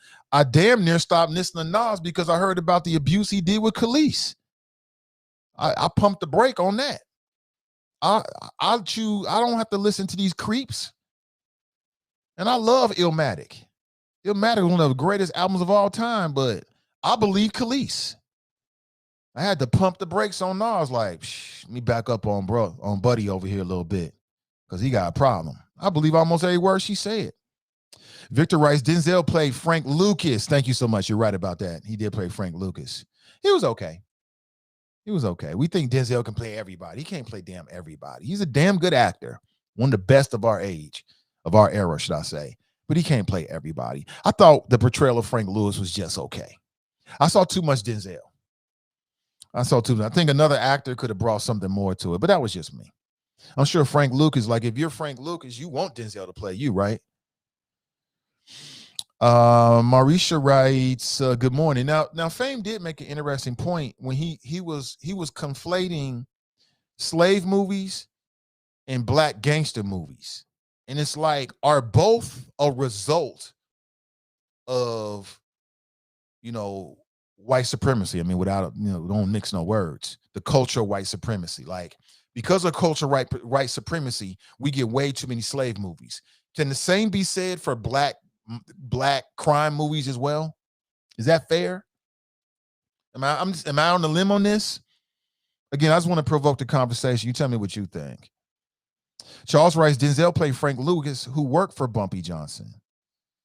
I believe that to be accurate. Janice writes, I just don't want that gangster lifestyle to become our only story. We are so much more. Right. We are so much more. But, damn, I mean, how many black people are in Hollywood and really got what it takes to greenlight, fund, and then shoot and then distribute a movie? It ain't, was it Tyler? Is anybody else there? There's another brother, man, who's a super fly producer. Forget his name. Saw him on YouTube doing like a little interview thing. But I don't even think he has his own studio. I mean, the only black man that I know that's got his own studio that can bankroll it, shoot it, and I don't even know if he's got distribution under his control, is Tyler Perry. And Tyler Perry's bringing back my fucking Dia. That's his cash cow. So I don't know. Clarence writes, glorifying dope. Davis writes, F. Jeezy, another I hate American black man incel who married an Ethiopian and divorced her for an Asian who said black men were good side pieces. Yeah, they got a baby on the way. Charles writes, the record label was to wash the money. Come on, y'all. This is one-on-one. TNT writes, the Queen of Mess destroyed the white community, Tom Arnold's sister. Nikki writes, love Casino and Goodfellas. Brother Powell writes, Scarface, The Wire, nothing new. Brian Taylor's in the house. Good morning to you, Brian. It's not that America loves it. It's that violence is the culture of America and criminality for money. We are conditioned to like it. There's a difference. If this society was different, so would be our taste. If this society was different, so would be our taste. I agree with you. Yeah, it ain't just black folks that love gangster films. America loves gangster films. But it's funny how the best part about black people is not the best, what you see on the TV screens or the movie screens. And that's because we don't control TV. We don't control Hollywood. We don't control that. So they take, and again, there's always, just like they're still selling listen, you go to, but wherever they buy alcohol, you can buy alcohol. In most cases, you got all kinds of different alcohol. You got your wine. You got your liquor. You got your beer, you got your malt liquor. There's always going to be a market for malt liquor because it's cheap, it does the trick, and it's easily available. Same thing with black culture. There's always going to be a market for the malt liquor of black culture. It's always going to be there. It's always, that's the crime and the drug tales. It's always going to be there. And here in Cincinnati, we're bemoaning and wondering out loud how we can stop the drugs and guns from getting in here, but then we're going to turn on our television screens and let it straight into our televisions, into our homes. Am I off base here? Am I unfair? You tell me. 513-873-7134. Again, I just want to provoke the conversation. I want to have a conversation with you this morning. TNT writes, the people on the tour bus who caught R. Kelly having sex with 14-year-old Aaliyah need to go to hell, too, for enabling a predator. # protect black women. Drops in the house. He writes, good morning, Choppers. Fulton County District Attorney says accused violent inmates could be freed on bond if she doesn't get more help to deal with court backlog because of COVID-19. Trust but verify. Jane's in the house. She writes, good morning. Good morning to you, Jane. Kelly's in the house. Good morning to you, Kelly. Got the OGs in here. TNT writes, shed a tear when all those inmates piss on R. Kelly's trifling ass and make him smear his feces in his face like he did those girls. GTFOH, hashtag protect black women. Damn. Sean's in the house. Good to see you, Sean. Good to see you, brother. Maxine writes, give me a simple, comfortable life with peace and harmony any day before a life of corruption. Brian writes, I was there in New York. Giuliani went after one side of the mafia, the side not paying him. Janice writes, if you watch closely, the Sopranos was really some ignorant dudes. Brian writes, and he went after hella black people in the process. TNT writes, there is room to tell the story. It's on society if they're going to glorify it. Akeem writes, I remember a whole bunch of men in suits line dancing to R. Kelly Step in the Name of Love in front of the Cart House. Greg writes, good morning, Nathan Choppers. That's hilarious. Let me see. Davis writes, black radio, we so passionate. You know, black people are passionate people. That's just in us. Dale writes, this wolf is an oaf. Davis writes, Nathan been on point. He speaks from integrity and the point of view of an involved active dad. It's appreciated. Jay writes, Mr. Ivy said what he said. LOL. Okay. Janice writes, he's just trying to provoke you. Thinks he's funny. Yeah, I know. You know, fame is a much welcome part of the show. That's my brother right there. So don't get it twisted. We might go back and forth, all this kind of stuff, but that's my brother right there, 100%. Dale writes, I'm glad I missed this mindless dribble from Wolf. Y'all wrong, man. Jay writes, notice the industry is quiet because there's a bunch of artists back in the day who were sleeping with young underage girls. It was a whole thing back in the early days of hip hop. All your faves done slept with underage girls at some point. That's unsettling to think. Very unsettling. Nat writes, black celebrity gossip news is like media gold. It is. It is. And I ain't telling you I'm above playing with it and talking about it here on the show. I'm not above it. TNT writes, where have you been? Me too have argued for the same ban on everyone's celebrity in recent times. That is very, very true. Carmelita is in the house. She writes, good morning, Nathan and Choppers. Happy Tuesday. Good to see you. The soft middle is for entertainment purposes only. The soft middle. Nate, let the dog out. He's issued in the house again. Davis writes, Denzel plays the same character in every movie, LOL. Now he's starring in Macbeth. I've seen that. I probably won't see it. And with girls back in the day lying about their age using fake IDs and there not being the same scrutiny there is now, a lot of mess went down. So many older men like young girls and date them. A lot of parents co-sign the mess, especially when the man has a lot of money. Brian writes, Denzel is a great actor. He played a horrible role in Fences. That was a complicated character. Very real character. Nikki writes, these whataboutisms minimizes the real issue. I agree with you. Jade writes, Italian mafia is glorified, so why can't we tell the story of black mafia? LOL, just saying.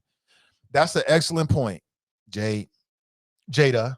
Not Jade, but Jada. That's an excellent point. Sorry, it's very, very small here on my screen, and I missed the A. Thought it was an E for a second. My apologies. But Jada, that's a very excellent point.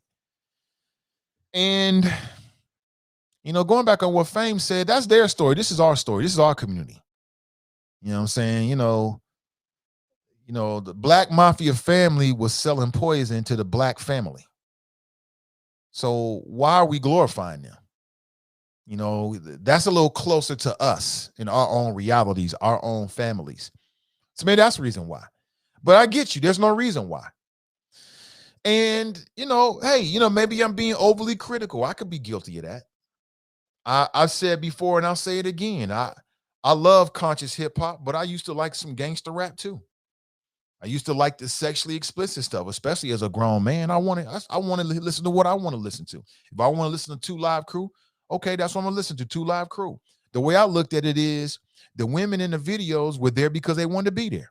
They weren't underage and they weren't being taken advantage of. That's how I qualified it in my head. Okay.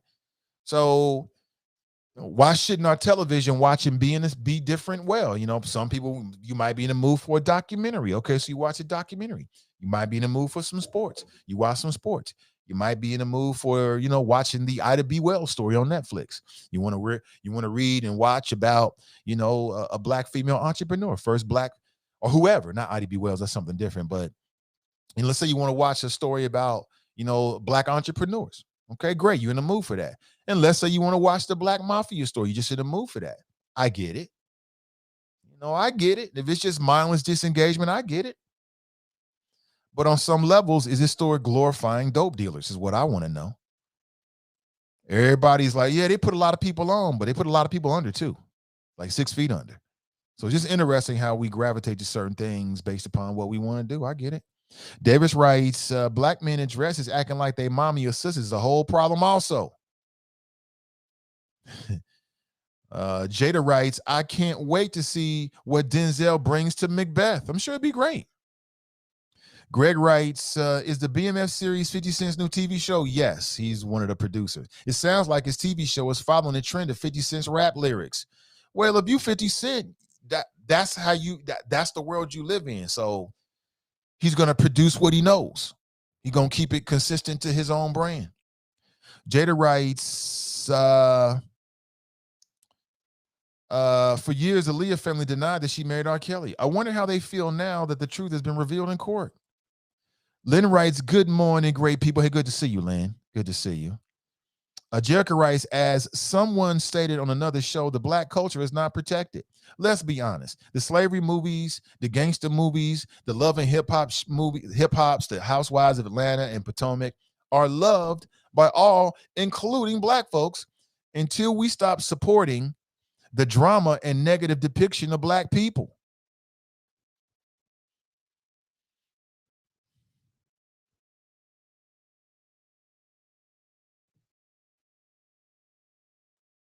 I understand what you're saying.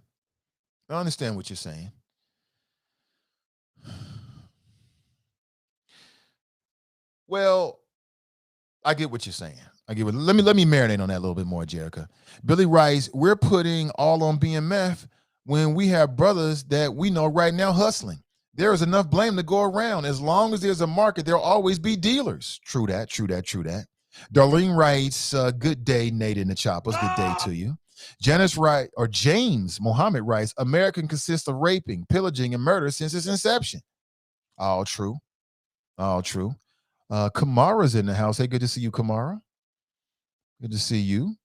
Davis writes, NWA, she's only 14, but a hoe. Don't matter, just don't bite it in 1991. Really? She's only 14, but a hoe. What the hell? I must have missed that. Or just forgot it.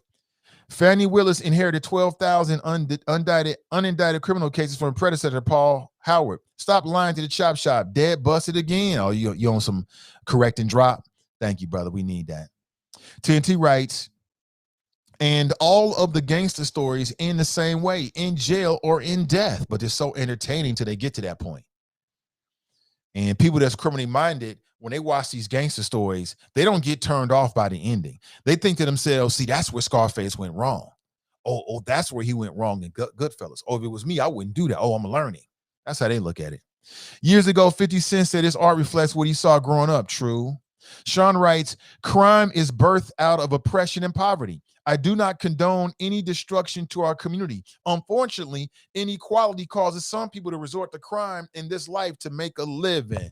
Excellent point. Let's stick there for a second. So, right, that's the point I made earlier, that black people have found ourselves in a different condition in America, in neighborhoods that's been separated by interstate highways, red line politically, red line financially, red line morally, forgotten. Until that land becomes prime real estate, and then white flight works in reverse in places like Cincinnati, right, with the OTR, the West End, because it's closer to the thriving business and entertainment districts. The same thing is happening all over the country. But for years, black people lived in neighborhoods that were cut off, separate and unequal. They was taking out all the hope and pumping in dope. So perhaps that makes stories like the Black Mafia family, maybe we should judge it with a different lens then. Maybe we should judge it with a different lens. maybe when we talk about Black criminal enterprises, they're born out of oppression, desperation, and white supremacy.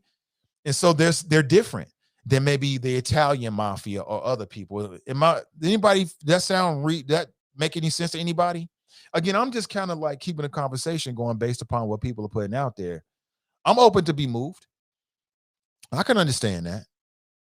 So we should judge these brothers in the Black mafia family differently, right?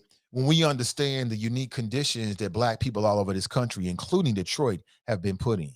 Back against the wall, not a lot of opportunities. You got to make what you got to make lemon out of lemonades. Is that the way that people look at the Black mafia family or other criminal organizations that's led by Black folks?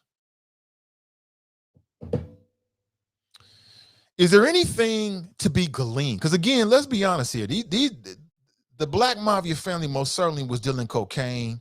Cocaine was turning to crack. Crack was flooded into Black neighborhoods. It was poison. It decimated our neighborhoods. At the same time, they get a lot of credit for putting a lot of people on, including people in the hip hop industry. So how do we judge that? Like in a different circumstance, would these brothers have become entrepreneurs, maybe selling different products? Would they have become captains of other industries, maybe legitimate industries? Were they selling marijuana and now marijuana is becoming legal and everybody's trying to get a part of it? I don't know. You tell me. 513-873. That's an interesting flow right there, Sean. I appreciate those comments. Very interesting. Marcia writes, good morning, Nate and the Choppers. Good morning to you. Maurice writes, a lot of stuff that goes on in this continent didn't exist until white folks came here. Akeem writes, God forgives. Black folks only forgive white police officers that kill their relatives unjustly. Will the Black community forgive R. Kelly? That's not my place to forgive R. Kelly. I would say no for me. I don't forgive anybody that preys on children. So no, there's no forgiveness for me, but that's up to the individual victims and their families. You know what I'm saying? Drop writes, House Democrats are worried Biden's radical agenda is failing in the legislative branch of government, causing cracks within the party that have begun to play out this week. Progressives. All I know is that the Black News Channel was reporting a lot of things, including the fact that Joe Biden is not going to be able to deliver on the $55 billion promise that he made to historically Black colleges and universities, HBCUs. And I'll say it to my Democrat fans again, if Joe Biden don't come through with his promises, then 22 is going to be a rough ass year for you. It's going to be real rough. And 24, it's going to be even rougher. You know what I'm saying? End the filibuster and start moving legislation. People in today's world only care about results. The ends don't matter anymore. It's the results. And in 2 years, the Republicans are going to beat their chest and say, see, I told you Joe Biden wasn't going to do anything. And he needs to be able to point to something and say, here is what we did with our majority. Small as it was, here's what we delivered. And if they can't do that, nobody wants to hear about Joe Manchin in West Virginia. Nobody cares about that. Nobody wants to hear none of that nonsense. And I understand the realities of it. I understand how the Senate works. I understand the numbers game, but I also understand people. And people care about results. They want to hear results. That's all they want to hear. They don't want to hear about all this. What we could have done if Joe Manchin didn't get out the way, and then you got Sinema in Arizona. If it wasn't for those two senators, then maybe nobody wants to hear that. Nobody wants to care about. No one's going to care about. All they're going to judge you on is what you got done, fair or unfair. We'll find out. Brian writes, Nate, I think this Black mafia, dope, etc., is a case of 2 or even 3 things being true at the same time. It is an important story to tell. We don't have to justify it. It does mirror all other rich people that get their money at our expense. Okay. I get it. Perhaps that's fair. Let's go to the phones. Good morning and welcome to the show. Good morning, Mr. Ivy. How you doing, sir? I'm doing excellent. Welcome. How you doing, sir? I'm doing good, Mr. Ivy, and thank you for reading that entry I put in the chat room. I was just trying to get your attention because I didn't want to mess up your flow. You know, you was hitting a real good flow about gangster movies and all the other traditional topics that are covered on Black media these days. But for some reason, not including yourself, because you just mentioned that you saw it on Black media, that a lot of Black voters are really, really starting to question their loyalty to the Democrat Party. Now, again, I am not saying that Black people should drop their Democrat registration and switch it over to Republican. I'm not saying that at all. All I'm saying is that the light that was shined on the Democrat Party in 2016 with that failed campaign by Hillary Clinton, and you had that scary orange man, Donald Trump, become the 45th president of the United States. It shocked the world. Not only him being elected, but the Democrat Party's failure to get their core constituents, Hispanics and Blacks, to show up for Hillary Clinton in 2016. They're now against the wall with the same issue in 2021 with Joe Biden. And they had the opportunity, Mr. Ivey, back in July, Mr. Ivey, correct me if I'm wrong, either July or August, when they had the $1.9 trillion bipartisan infrastructure bill ready to go to the president to sign into law, the Democrat leadership, Nancy Pelosi, decided to hold it and put it in with the 3.5 or 3.9 human infrastructure. And here we are today, 3 days before the debt limit needs to be passed so the government won't be shut down. You got the progressives saying, we ain't voting for no bipartisan bill unless we get the 3.5 reconciliation. But see, Mr. Ivey, what the Democrats are trying to do, they're trying to make the 3.5 trillion a bipartisan bill, but it's not. And Mitch McConnell is not having it. So I just wanted to get that out there, Mr. Ivey, because I don't hear people calling your show defending what's happening. You don't do it because you've never done that. You've never been that type of guy or that type of host. So where are all of the Democrat loyalists? And you know the guy that I'm talking about, Mr. Ivey. You know his name. I'm not even going to say his name. Thank you. But he smokes cigarettes and he eat Popeye's fried chicken and he's sitting around getting fat. Because I know he ain't following your lead, Mr. Ivey, because the man is silent. So I just hope the man who had all that energy when Joe Biden was elected, riding with Biden, I need to hear somebody come and defend him. Not just talk about me, Drop Squad 52, but defend your president, defend your party. That's all I'm asking. Because if things don't go down this week, like you said earlier, Mr. Ivey, it's going to be a very difficult 2022 midterm election and possibly a very difficult 2024 presidential election. And now, on that note, shout out to the Cincinnati Bengals, 2-1. Excellent performance last week.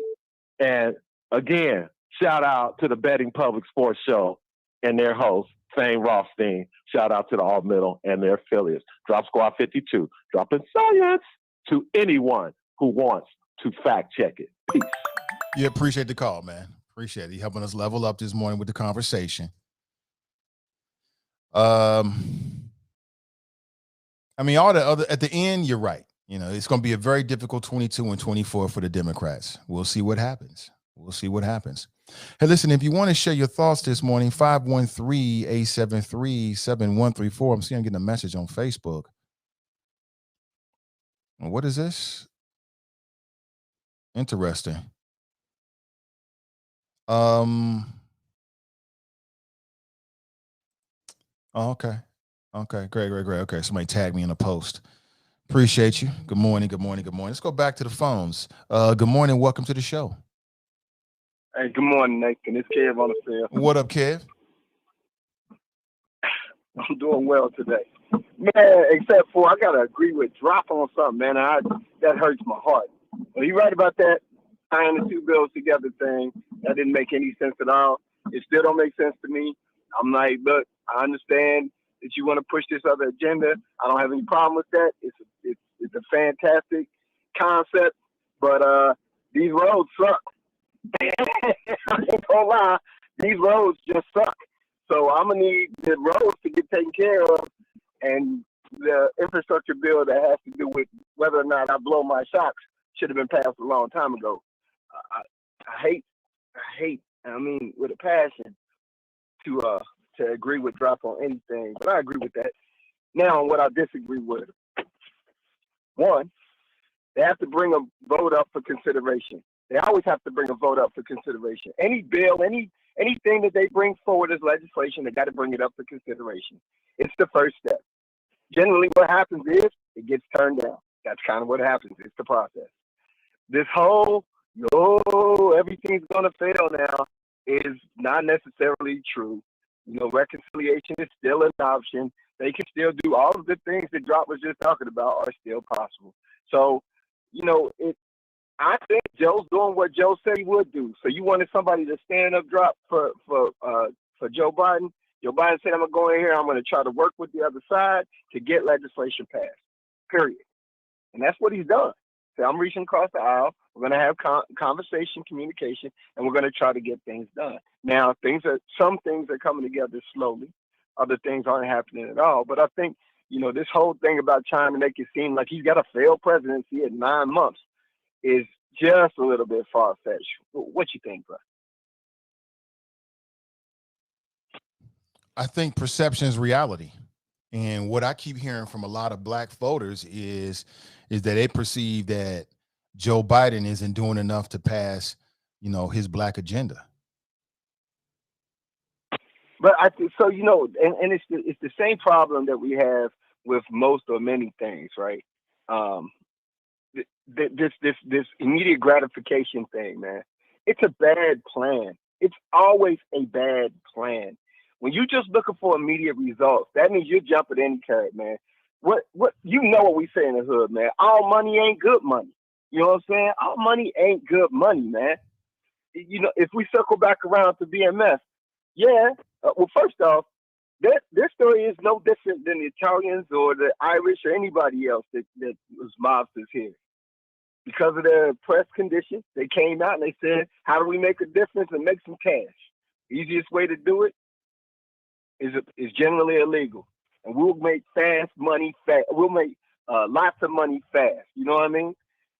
So as an American success story, it's on par with all of them other people. Now, most of those people have now moved from, you know, drugs to running companies and all that kind of stuff. But that's the same thing that BMF did. The failure was kind of predictable. You know what I'm saying? If you're in criminal enterprise, generally what's going to happen, especially if you get too big, which is a local story, a guy I know I grew up with, you know what I'm saying? He used to ride around with license plates that said 7-figure, and you know what the end is, you know, and he, you know, people were shocked when he got busted, and I'm like, but bro, you've never had a job, and I love the dude. He's a partner of mine. You know, we literally grew up together. You know what I'm saying? But there's no doubt that if you're driving around in brand new, you know, cars and buying houses and things, you ain't never had a job. You start a business that takes millions of dollars of equity in order to do it, and you ain't never had a credit card. You know, how you getting your money, man? So, there's so much going on, but on those two things, you know, I just need people to. Slow money is better money, man. It is. It's money you can spend. That fast money, you know, fast life ain't everything they told you. Never get much older. Living in the tracks of a soldier. You know what I'm saying? Tupac, circa 95, actually, right? So I just need folks to kind of get their heads together and be like, all right, let's have some level our expectations. Yes, I expect Biden to come through. Absolutely, I do. I'm not changing my standard. Now I'm down for the long game, but if at the end of the long game it's a stalemate, or I get checkmated, then you know there's gonna be some consideration at that point, right? But for now, man, we ain't gotten there yet. Last thing, R. Kelly, man, I ain't never gonna step in the name of nothing ever again in life. Of course, I stopped doing that a very long time ago.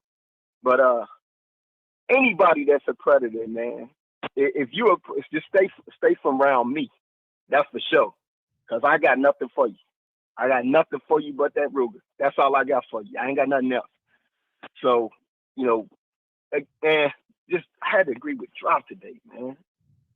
Changed my whole outlook on life. Man. God. Anyway, be blessed, Nate. Stay safe, bro.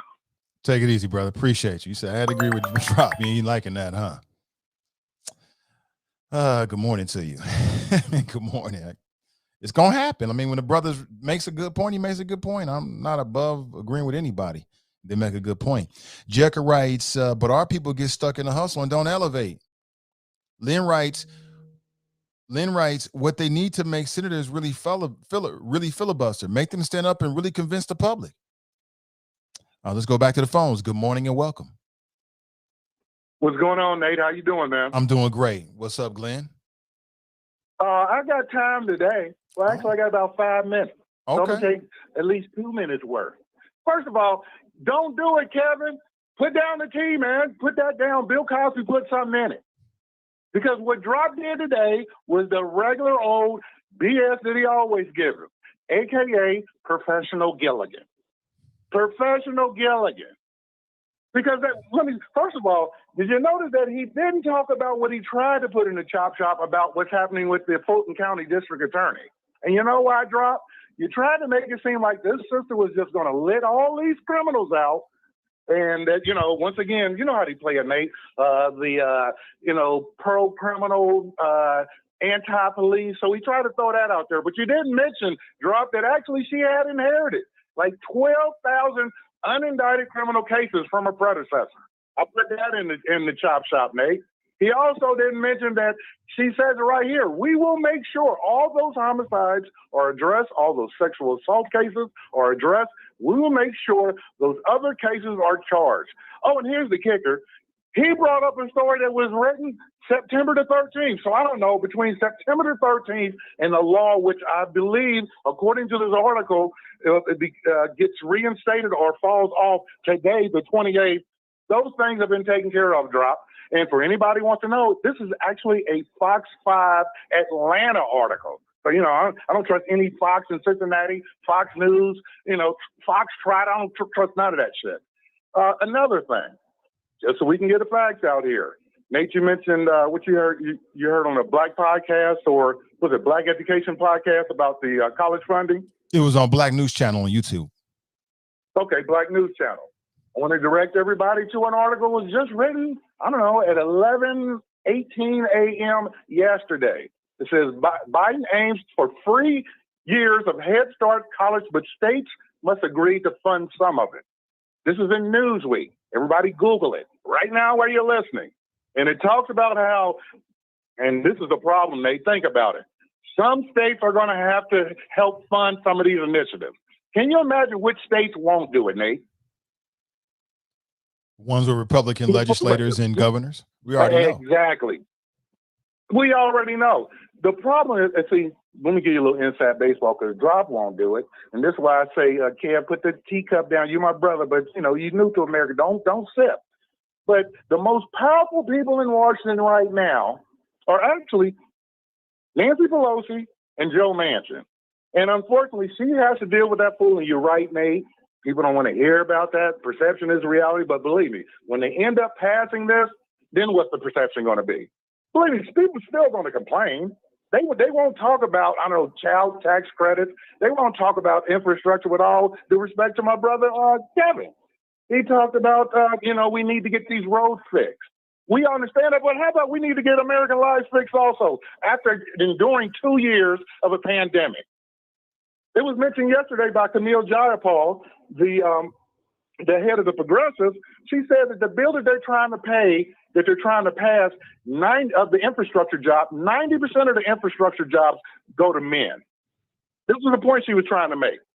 Out of the 2 million, out of the millions of people that are still out of work, a significant part of them are women because they had to stay home because they didn't have access to child care. Maybe they lost their jobs. They got to stay at home with their kids because they're doing online training. All these things are what progressives are pushing for, which quite honestly, I say burn the whole damn thing down if we can't get what we want to try to get. This was that point, Nate, where you say, I wish they were, like the Republicans, but actually pass some shit, because Trump really didn't pass anything. And let me end with this. The Senate Republicans, they actually voted to not raise the debt ceiling. Now you'll say, well, that's simple politics, and that's the way the Republicans are. Well, when the Republicans wanted to pass the debt ceiling, Nate, Democrats voted for it because they didn't want this country to go into a fault. Oh, and by the way, the $8 trillion or whatever we're trying to pay for now, that was all the bills that were accrued over the last 4 years. As a matter of fact, watching a morning show this morning, Nate, the Republicans in the last 4 years spent more money than any Democratic president in U.S. history. Any Democratic president. So you can go back to LBJ, JFK, Carter, Clinton, Obama.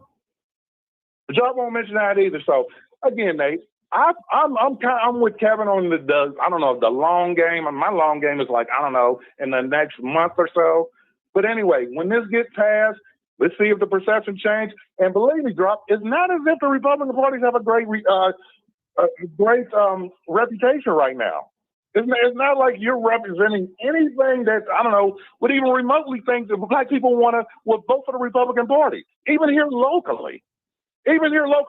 Yesterday, we had your boy Smitherman doing his little dance, I dance, really? Down the Dow, talking about, oh, hell yeah. Oh, and by the way, medium shirt wearing black Iowa was down the Dow talking to Cunningham. Nate, it was an absolute embarrassment. You talk about professional Gilligan.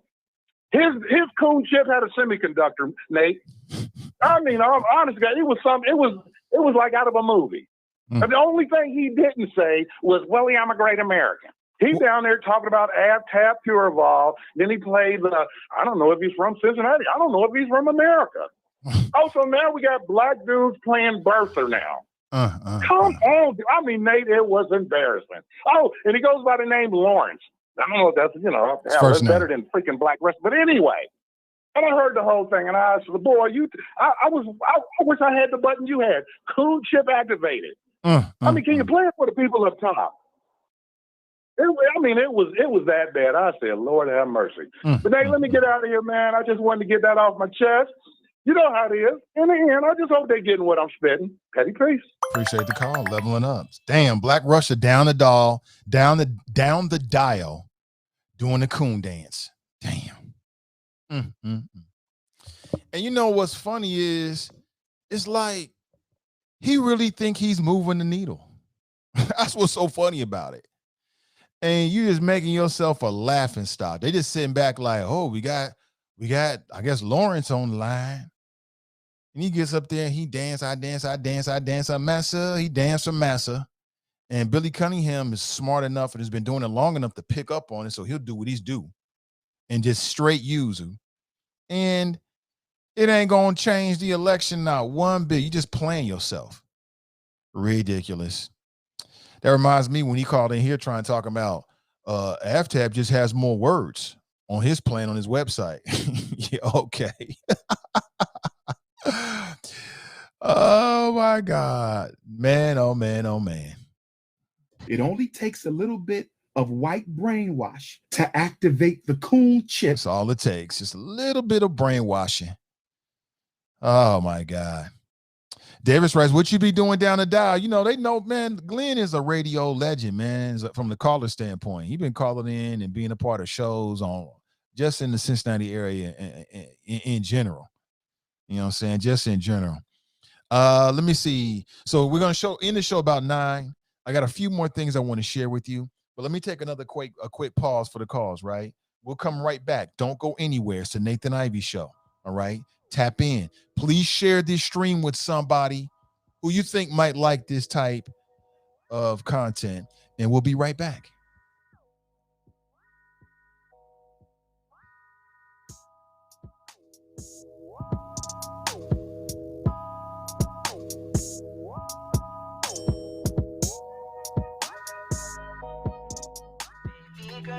you're so fine. I can't get you off my mind, ooh, girl. Baby, look what the hole I am in. I am in. I try not to think too much about what might have been, might have been. How nice if I just could let you in, let you in. I know you could be my remedy, remedy. How long will you keep trying? I know it's not, babe, it's not easy. I guess deep down inside, I knew you could be my remedy.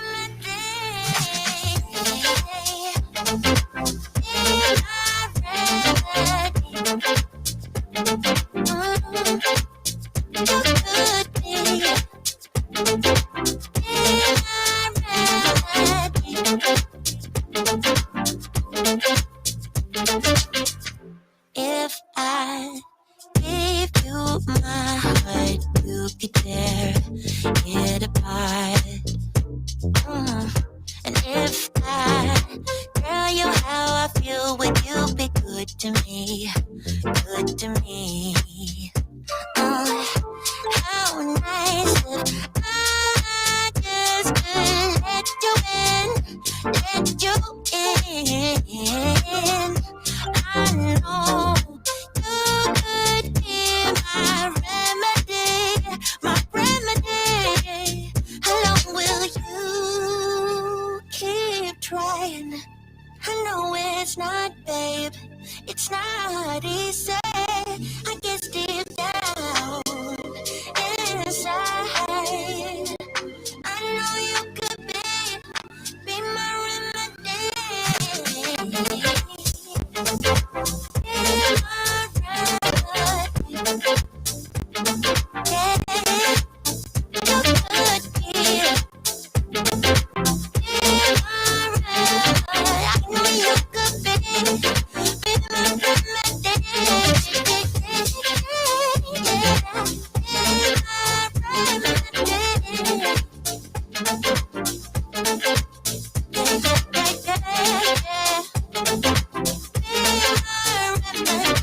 All right, good morning, everybody. Welcome back. Just a couple of minutes.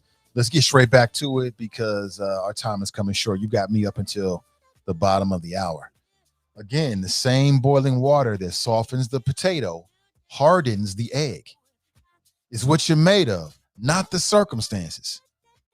It's what you're made of, not the circumstances. Good morning and welcome back. It's the Nathan Ivey Show. This is the last honest place in Cincinnati media. Good morning to you.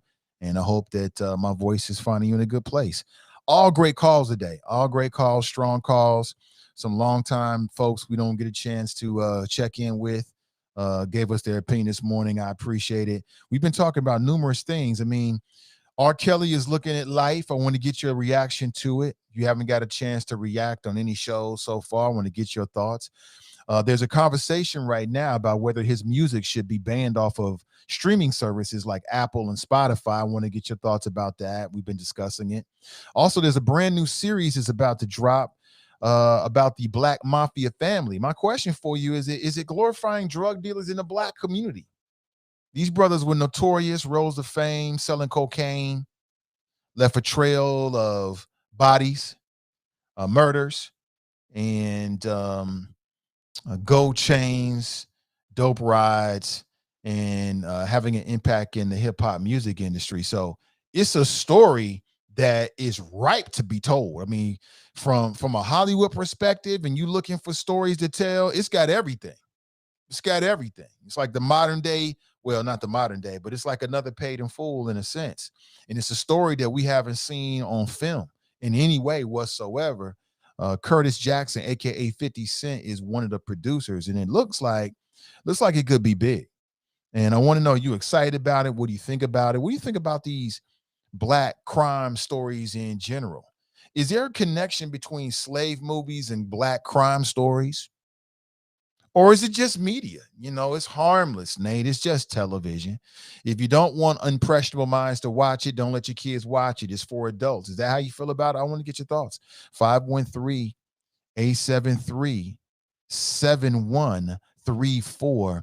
If you like to share your thoughts, I am here to receive it. I want to hear whatever you have to hear this morning, whatever you have to say this morning. I want to hear it. And of course, we've been veering off and sharing some other things. James writes, family, it's all that's being said. Remember, nobody can stop one who never quits. Never quit. Love in deeds all day, every day. Okay. Drop writes, Democrats have all the good white folks, aka guilty white privilege. Well, Drop, what do the Republicans have? If Democrats have all the good white folks, what about the white men that primarily comprise the Republican Party? I mean, I never hear you talking about them. Rachel writes, Shanghai Marshall to Terrence. What's up, Terrence? R. Kelly's commissary will be fat based off of all the songs he wrote for other artists. Yeah, I'm sure he'll get some money on his books. Jenny writes, speaking of Dr. Umar Johnson, did anyone attend? I did not attend. I had planned on it and I just didn't. I saw a video that he posted, or somebody posted, of him in Cincinnati. And, I've thought about, do I want to get Dr. Umar Johnson on? Only costs you $250. Did you know that? And some of it for me is the principle of it. It's a little bit of the principle of it. Like, I'm not above it. I can afford it. But it's like, I just know how this game works. Like, you charging these black podcasters and these folks that want to bring you on your show, you're going to charge them $250 a pop, if not more than that. But if Tucker Carlson call you, he going to run over there and do it for free. And I'm like, it's just something about it, man. Maybe I'll pull the trigger and do it one day. Maybe not. If I had Dr. Umar on, we'll probably end up arguing. I can see just be me and Neon, not to be disrespectful, but it'll probably go the same way as it did with that Yada Mean podcast he did. You know what I'm saying? That's just me. But I don't know. I don't know how to think about it. But I know he was in Cincinnati. He was down at Arts on the Ave. I haven't been there yet, but they seem to be doing a lot of good things. Props to them. I'm not sure if it's black owned or not, but whoever, they seem to be doing a lot of good things. And I did not attend, Jenny. I think it was like $45 or something like that, which, hey, I'm happy to help out local establishments. That's not a big deal. But I got caught up doing some other things and did not attend. But I am curious if people did. He is a hell of an orator. I give Dr. Umar Johnson, his mental is super tight, super intelligent guy. I hope he's successful with the FDEMG Academy. There's a lot of question marks about it that I think are righteous. And then the way that he tries to dismissive and deflect and all that kind of shit, it just seems like, I'll be honest with you, it seems like 2 or 3 things can be true at the same time. One, the brother has an incredible intellect, incredible flow. He's a powerful orator. 2, when he starts talking about black children in public schools and in the educational system, he is spot on. And 3, there's some question marks and some dumb shit, at least from where I sit, as it relates to this whole FDMG Academy thing. I hope, again, the brother is successful. I hope he is successful in it, because that'd be dope for black boys to have the FDMG Academy. But when I hear him start talking that yabba dabba do, and if you ain't give me no money, you can't ask me no questions, I'm like, well, how the fuck does that work? How does that work? And then I'm supposed to pay you $250 to come on the show, and then you can promote yourself and people get donations. It's something about that shit, Jenny, that I just haven't pulled the trigger on it. I've been this close. I'll admit it. I've been this close, but it ain't that important to me. Now, maybe something will happen in the future, and I'll really want to talk to him, and I'll go ahead and pay that bill. But it's something about it, man. I fell out about with Dr. Boyce Watkins about that shit many years ago. Like, the disrespect to black media and black audiences, I ain't with it. You know what I'm saying? He wasn't asking for money. He was just on some other ish. But I mean, people can do what they want to do. Who am I to judge? Do what you want to do. But who knows? One day, having said all of that, maybe one day I'll pay whatever it is to get him on the show, and we can have that conversation. And, it'll be interesting. I think people really like to hear his interviews. See. Janice writes, wow, that coon dance is a mother. What's up, Terrence? He writes, not stepping up for R. Kelly, but if you're not listening to his music, you are not listening to what he wrote for other artists as well, ? His writing catalog is huge. Good morning. Yeah, that question has come up as well, brother. That's a fair. It's like, well, how far do you go with the censorship? And I think that for me, I think there's a difference between the songs he wrote for other artists that's performed for other artists, and then him as a performer as well. I just feel like there's a difference there. But again, you're right. It could be we splitting hairs. It could be. Bunky's in the house. What's up, Bunky? He writes, "What's up, Nate and the Choppers? We leveling up. OG's in the house. Terrence and Bunky, good morning to you." Nat writes, "I hope no one supports Willie's sports bar." That's right. He does have a sports bar. I've never even thought about going to it. Or maybe I went to it once. He's got one in Kentucky, right? Let me take that back. I think maybe somebody took me there years ago, and I didn't even know where I was. I think it says Willie's, right? And I think I went inside. I can't remember if I ordered or stayed. I just don't remember. It was a long time ago. Maxine writes, "Evildoers don't have long before the great separation, and that definitely includes white Asians and Arab people." White Asian Arab people. Okay. James Wright family. "Our rise is in getting beyond our faults and uprooting the causes of our faults." Family, I'm just saying America is unraveling and we are living in it. Maurice writes, "You know what's crazy? Copper-colored people forgives crime bill Joe Biden, forgives Joe Biden who said America is doomed, not just because of African Americans. Did people not hear this dude said, 'Are y'all that brainwashed?'" Maurice, what are you talking about? What did he say again? What did he say again? I don't know. Drops got some emojis for Glenn. "You are stupid." You are stupid for that drop. Why you got a chicken wing, a laugh emoji, and some cigarettes, man?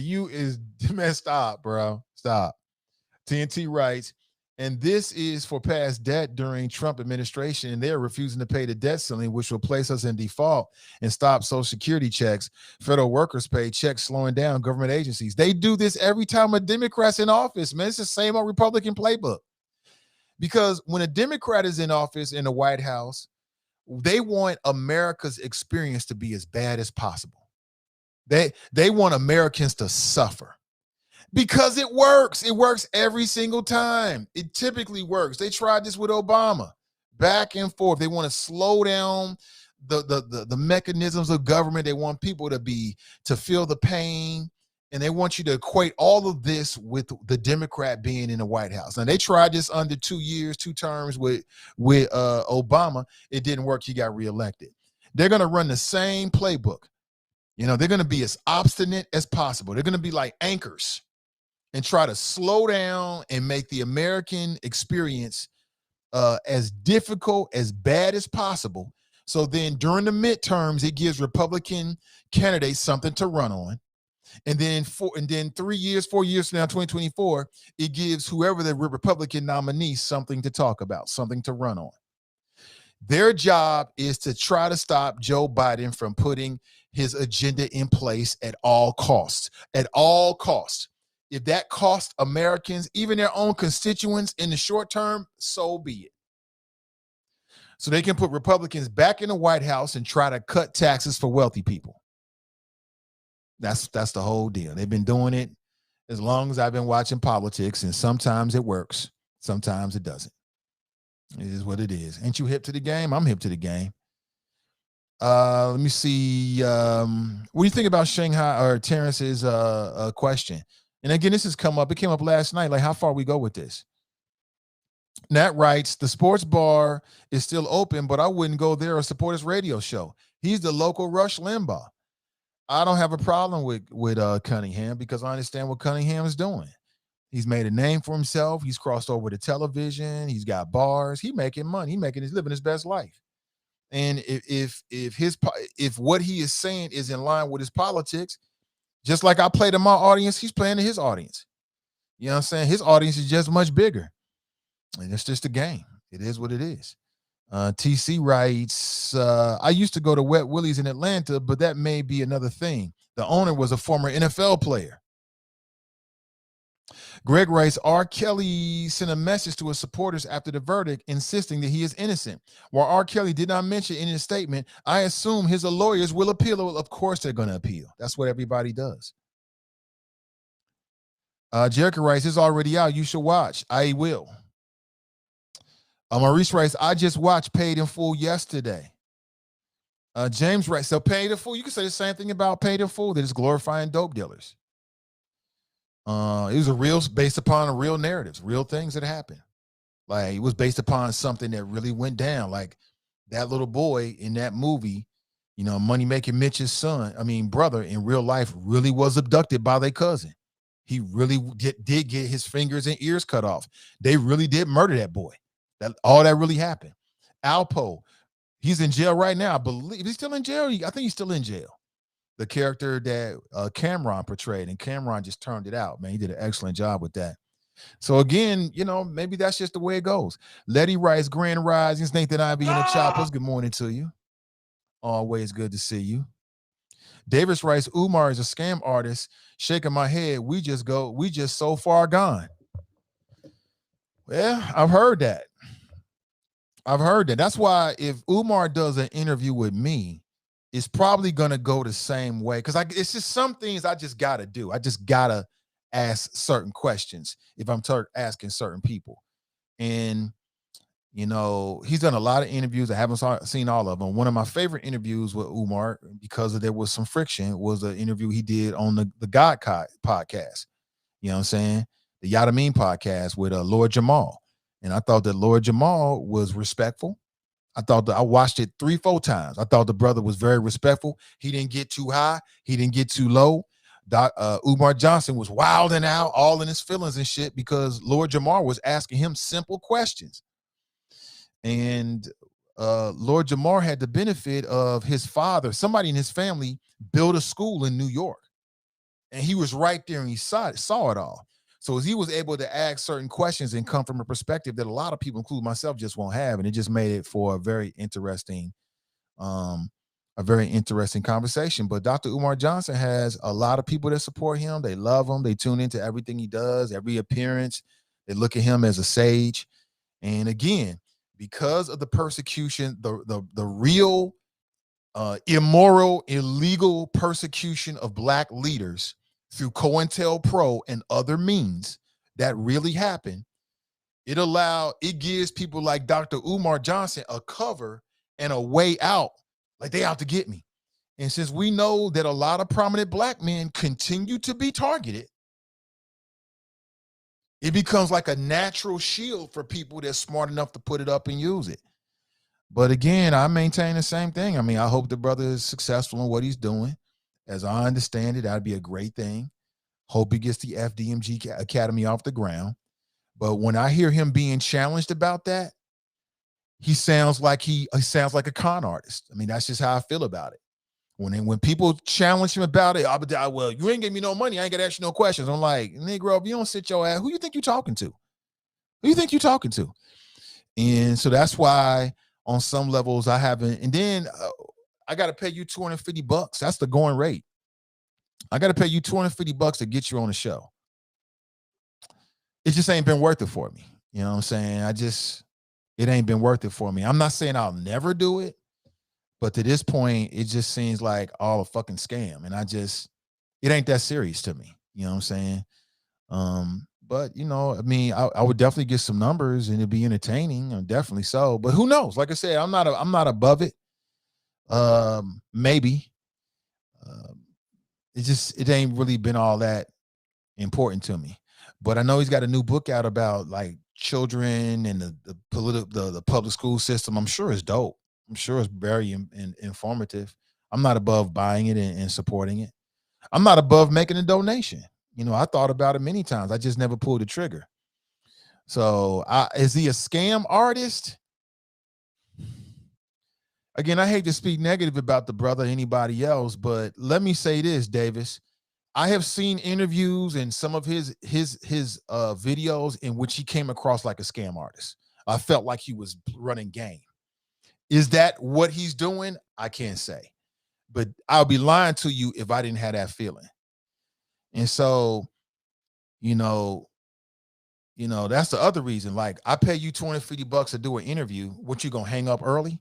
Because I mean, it ain't gonna be one of these fluff interviews where I'm just like asking you these softball questions. It just ain't gonna be that way. And so it's like, do I really want to waste my time and money on it? So that's my thought process. You know, but again, you never know. To keep tuning. Maybe something to change, and I may change my mind and maybe reach out. You never know.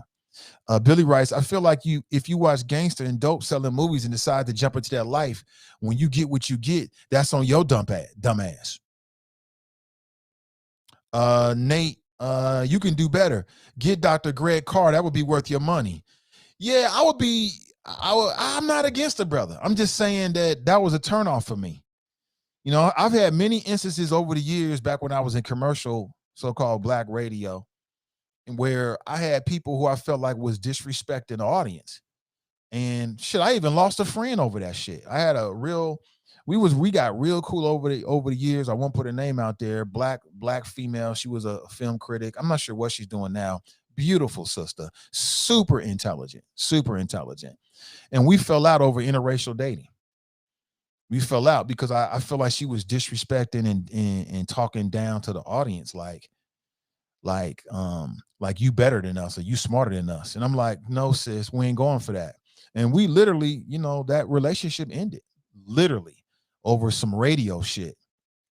And I didn't give a damn because for me, if our connection is so loose that we gonna fall out over some shit over a radio show, then who cares? I ain't need you no way. But, you know, we had many. I used to call upon her just like Cherie Saunders. I used to call upon her many times. And, you know, we fell out, you know, and it was what it was. You know, hey, things happen. Things have seasons. But, yeah, I'm hip to Dr. Greg Carr. I think he does a great job. He's on with the sister that's on XM Radio, right? What's the sister's name? I can't remember her name, but she does great work, by the way. I enjoy it when I check it out. Jerica writes, it's not about our children watching. It's about non-blacks watching these shows and movies as a way to tap into the black experience and then apply it to all blacks. TNT writes, it's not all lost. He can sing to the inmates, I believe I can fly. She wrong for that. You wrong for that. Don't forget, tonight at 6 p.m., the NAACP and Prince Hall Masons will be back with another round of a town hall virtual forum with city council candidates. I will be your moderator, so you know that I'll be holding you accountable to answer the questions and to give us a good sense of who they are. It's a great opportunity for you to tap in and get a little bit of insight about these people that want to lead the city of Cincinnati. All I can say is that this is by far the most important city council election because of the high turnover rate. Like, really, you got 8 seats that are up, literally. There's only one person on city council, that's Greg Landsman, who's an incumbent who actually won an election. I mean, you got 8 seats up. So we all knew everything, all new mayor, all new city council, and everything is at stake. Everything is at stake with this election. So plug in, tap in, hit that play button at 6 p.m. And if you miss it, the good thing is that it'll live forever on Facebook until Facebook decides they want to take it down. And you can watch it on the Cincinnati NAACP's Facebook page through all time. So if you miss it tonight or you're busy tonight, check it out. Check it out. Kevin writes, Arts on the Ave is black owned. It seemed like they were, but I didn't know. I don't know the ownership. But from afar, they seem to be doing good things. Jericho writes, Nate, you'd argue with Tariq Nasheed and Dr. Umar Johnson. I would. For the longest time, and again, it's changed a little bit because Tariq Nasheed understands the power of politics. But my biggest issue with Tariq Nasheed is he was on some I don't vote type ish. And I'm like, wait a minute. You don't vote. But then he got hit and he started more of a political, organization and kind of moving people toward black agendas. I'm like, okay, bruh, let's be smart about it. You know what I'm saying? So yeah, my interviews will be a little bit different. I ain't gonna I don't give a damn about no celebrities. I don't care about being friends, and I ain't overly impressed by nobody. So if they come on, they come on. They don't, they don't. That's just me. And I don't shy away from asking a difficult question, even if I know it's gonna be some fire behind it. Let's get into it. All it is, what you gonna do? You gonna jump through this phone? That'd be a mistake. What you gonna do? All you gonna do is get upset or say what you gotta say. So I don't shy away from that. That's just my style. But I don't look for it either. I'm not looking for it. It's just if I have a natural disagreement or I've got a question, or I'll ask it. I'm not gonna shy away from it because somebody don't like me or they don't want to come back on the show. Holler at you then. Davis writes, no, Dr. Umar is not spot on about special education. Shaking my head, bunch of disinformation. Really, Davis? Really? Okay. Okay. Charles writes, two wives, really?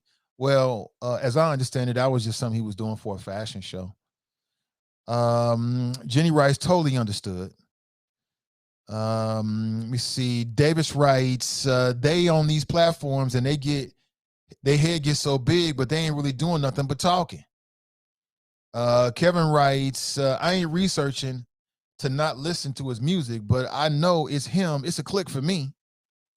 Letty writes, interesting that the media wants to parade black mafia selling drugs on streets, but they won't show a black successful family on a weekly show. It's always about drugs, but this is to program the mind of black boys and men. It's psychological enslaved mentality to keep the black family in bondage. I feel you on that, Letty, but see, that's what happens when you got a media industry that's controlled by people that don't look like us. Their interest is going to be different than our interest. But let's take 50 Cent. 50 Cent is black. His interest is his interest. So what I would tell people is at the end of the day, if you really, really, really care about this stuff, you got to get involved with the industry and start creating the type of media that you want to see. That's really comes down to. You know what I'm saying? The days of sitting around belly aching. I mean, we all do it. It's part of the conversation, but the days of sitting around belly aching, not saying that's what you're doing, Letty, but the days of sitting around belly aching about what they producing is gone. You know what I'm saying? These days you can get one of these and do your own. You can do your own. You know what I'm saying? If you don't like what other people are doing, then create your own. You know what I'm saying? That's what I would encourage people to do. Greg writes, do you recall that Michael Jackson, R.I.P., was charged with child molestation? Yes, I do. The difference between that and R. Kelly cases, Michael Jackson was found not guilty in the 2005 trial. All facts, all facts. What's up, Jason? He writes, good morning. Good morning to you. Good to see you. Good morning, good morning, good morning. Looking at it's about that time for me, folks. I got to make a move. I'll be back with you and hopefully better than ever tomorrow morning, bright and early at 7 a.m. Never know what we'll be talking about and who we'll be talking to. You never know. Okay. So make sure you tap into the show on a weekly basis. If you haven't already done so, go ahead and hit me with a subscription on YouTube and hit the bell notification. So whenever we go live or we post anything, then you'll be notified and you can tap into it. You can also find me on the Spreaker network. Go to Spreaker, do a search for Nathan Ivy Show to get the audio notification, or the TuneIn app. You can listen to the show live. If you're just into the audio, you can listen to the show live on both of those platforms. And of course, you can find us here on Facebook, and as I already said, on YouTube. So have an excellent rest of your day, family. Before we roll out, just want to remind people that the last day to register to vote is October the 4th.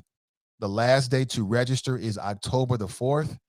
If you're not currently registered or you need to update your name or address, you must submit your voter registration form to your local Board of elections no later than 9 p.m. on October the 4th, which is coming up. That's coming up on Monday. That's this Monday. Okay, so don't forget. Early voting opens on October the 5th. October the 5th. Early voting opens on October the 5th. All right. You got three options to vote in the election. Early in person at your local Board of Elections here in Hamilton County. That'll be in Norwood, 4700 Smith Road. You can give them a call at 513-632-7000. Absentee by mail or at your assigned poll location on Election Day, which is November the 2nd. So Monday, right around the corner. All right. Have an excellent rest of your day, family. Hopefully you provoke some thought, get you thinking early in the morning. I'll be back and hopefully, as I said before, better than ever tomorrow morning, bright and early. We'll chop it up. And let's end with our motto. If you don't know, this show has a motto and it goes like this. Winners focus on winning.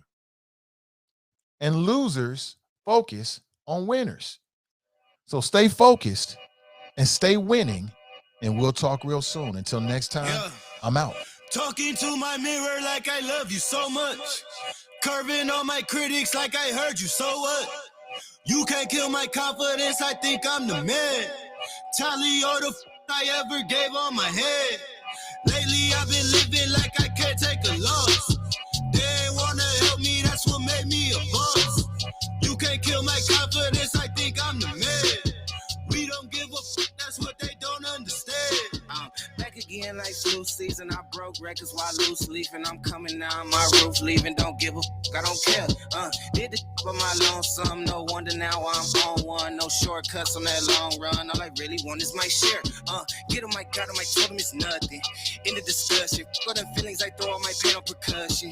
The disgusting, I hear them bragging about that they did, and it do not move me, not in the least. They ain't been dropping no seeds in the soil, but swear that you almost spotted the feast. I've been on go mode, showboat, rowboat, wave ride. Cool shorty, too naughty, pool party, wet for the face ride. Annie up, penny down, hand me down, thrift store, old drip. New money, too funny, old shorty, talk about old. I'm on they now, can't get a pass now. I'm a cash cow, keeping it brash now. It's trash now, I'm a spaz out. I've been killing my lows and living on highs. You see in the skies the proof. You could just see in my eyes that there is no lies. I cannot just